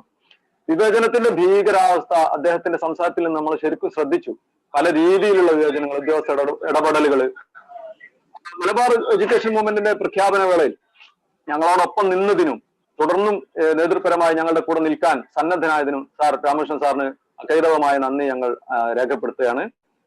അതുപോലെ തന്നെ വിദ്യാഭ്യാസ പ്രവർത്തകനും ഇന്റഗ്രേറ്റഡ് എഡ്യൂക്കേഷൻ കൗൺസിൽ ഇന്ത്യയുടെ സിഇഒയും ഒക്കെയായ ബദീർ സമാൻ സാർ, അദ്ദേഹം ഒരുപാട് പോയിന്റ്സ് ഈ വിഷയത്തിൽ നമ്മളോട് ഷെയർ ചെയ്യുകയുണ്ടായി. ഡാറ്റയുടെ പ്രാധാന്യം അദ്ദേഹം നമ്മളോട് ഷെയർ ചെയ്തു. അദ്ദേഹത്തിന് പ്രത്യേകമായ നന്ദി രേഖപ്പെടുത്തുകയാണ്. വളരെ കാലമായി ഈ വിഷയത്തിൽ ഇടപെടുകയും പഠിക്കുകയും പഠിപ്പിക്കുകയും ഒക്കെ ചെയ്തുകൊണ്ടിരിക്കുന്ന മലപ്പുറം ജില്ല അടക്കമുള്ള മലബാറിലെ ജില്ലകളുടെ വിദ്യാഭ്യാസ പുരോഗതിയിൽ നിർണായക സ്ഥാനം വഹിച്ച വിജയഭേരിയുടെ കോർഡിനേറ്റർ കൂടിയായ സലീം സാർ, അദ്ദേഹത്തിനും ഞങ്ങളുടെ അകൈതവമായ നന്ദി രേഖപ്പെടുത്തുന്നു. മലബാർ എഡ്യൂക്കേഷൻ മൂവ്മെന്റ് എന്നത് ശക്തമായ ഒരു പ്രസ്ഥാനമായി മാറുന്നതിന് വർഷങ്ങളായി പണിയെടുത്തുകൊണ്ടിരിക്കുന്ന ഡോക്ടർ സെഡ് അഷ്റഫ് സാറിനോടുള്ള നന്ദിയും കടപ്പാടുകളും വാക്കുകളിൽ പറഞ്ഞു തീർക്കാനാവുന്നതല്ല. മലബാറിന്റെ പിന്നോക്കാവസ്ഥക്ക് കാരണം വിദ്യാഭ്യാസ അവസരങ്ങളുടെ ലഭ്യതക്കുറവ് തന്നെയാണെന്ന് വളരെ നേരത്തെ തിരിച്ചറിയുകയും അതിന്റെ ഡാറ്റ കളക്ട് ചെയ്യുകയും അത് വേണ്ട വേദികളിലൊക്കെ പ്രസന്റ് ചെയ്യുകയൊക്കെ ചെയ്ത ഒരു അധ്യാപകൻ കൂടിയാണ് അദ്ദേഹം. അദ്ദേഹത്തിന് ഞങ്ങളുടെ എല്ലാവരുടെയും പേരിൽ നന്ദി അറിയിക്കുകയാണ്. തുടക്കം മുതൽ തന്നെ ഇതൊരു മുന്നേറ്റമാക്കി വളർത്തിയെടുക്കുന്നതിന് വേണ്ടി ഒട്ടേറെ ത്യാഗം സഹിച്ച ഇപ്പൊ നമ്മുടെ സ്വാതന്ത്ര്യ ഭാഷണം നടത്തിയ അക്ഷയ് കുമാർ, അതുപോലെ തന്നെ സൈനുദ്ദീൻ പ്രസന്റ് ചെയ്ത സൈനുദ്ദീൻ, അതുപോലെ മറ്റു പലരും അഭന്യ, ഇത്തരം ആളുകളൊക്കെ ഒരുപാട് ഇടപെടലുകൾ നടത്തിയിട്ടുണ്ടായി.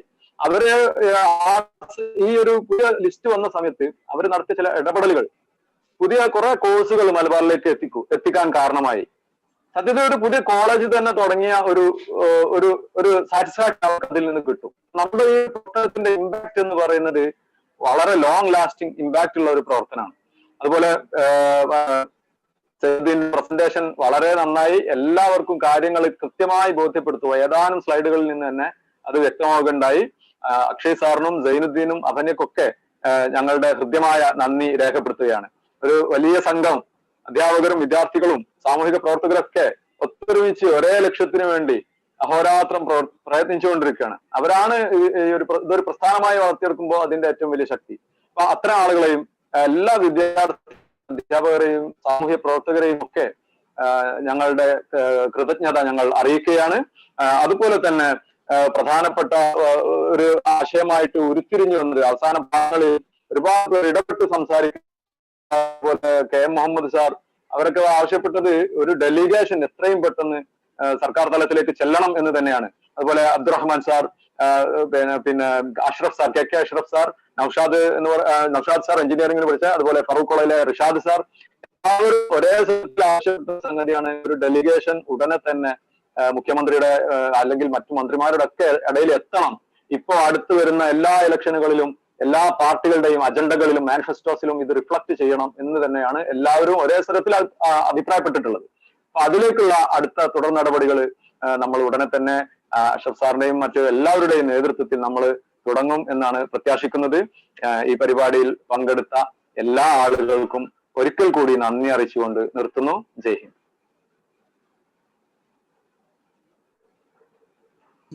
ഈ മീറ്റിംഗ് അപ്പൊ ഇവിടെ അവസാനിക്കുന്നു. നമുക്ക് അടുത്ത പ്രോഗ്രാമിൽ കാണാം. Good night. Good night.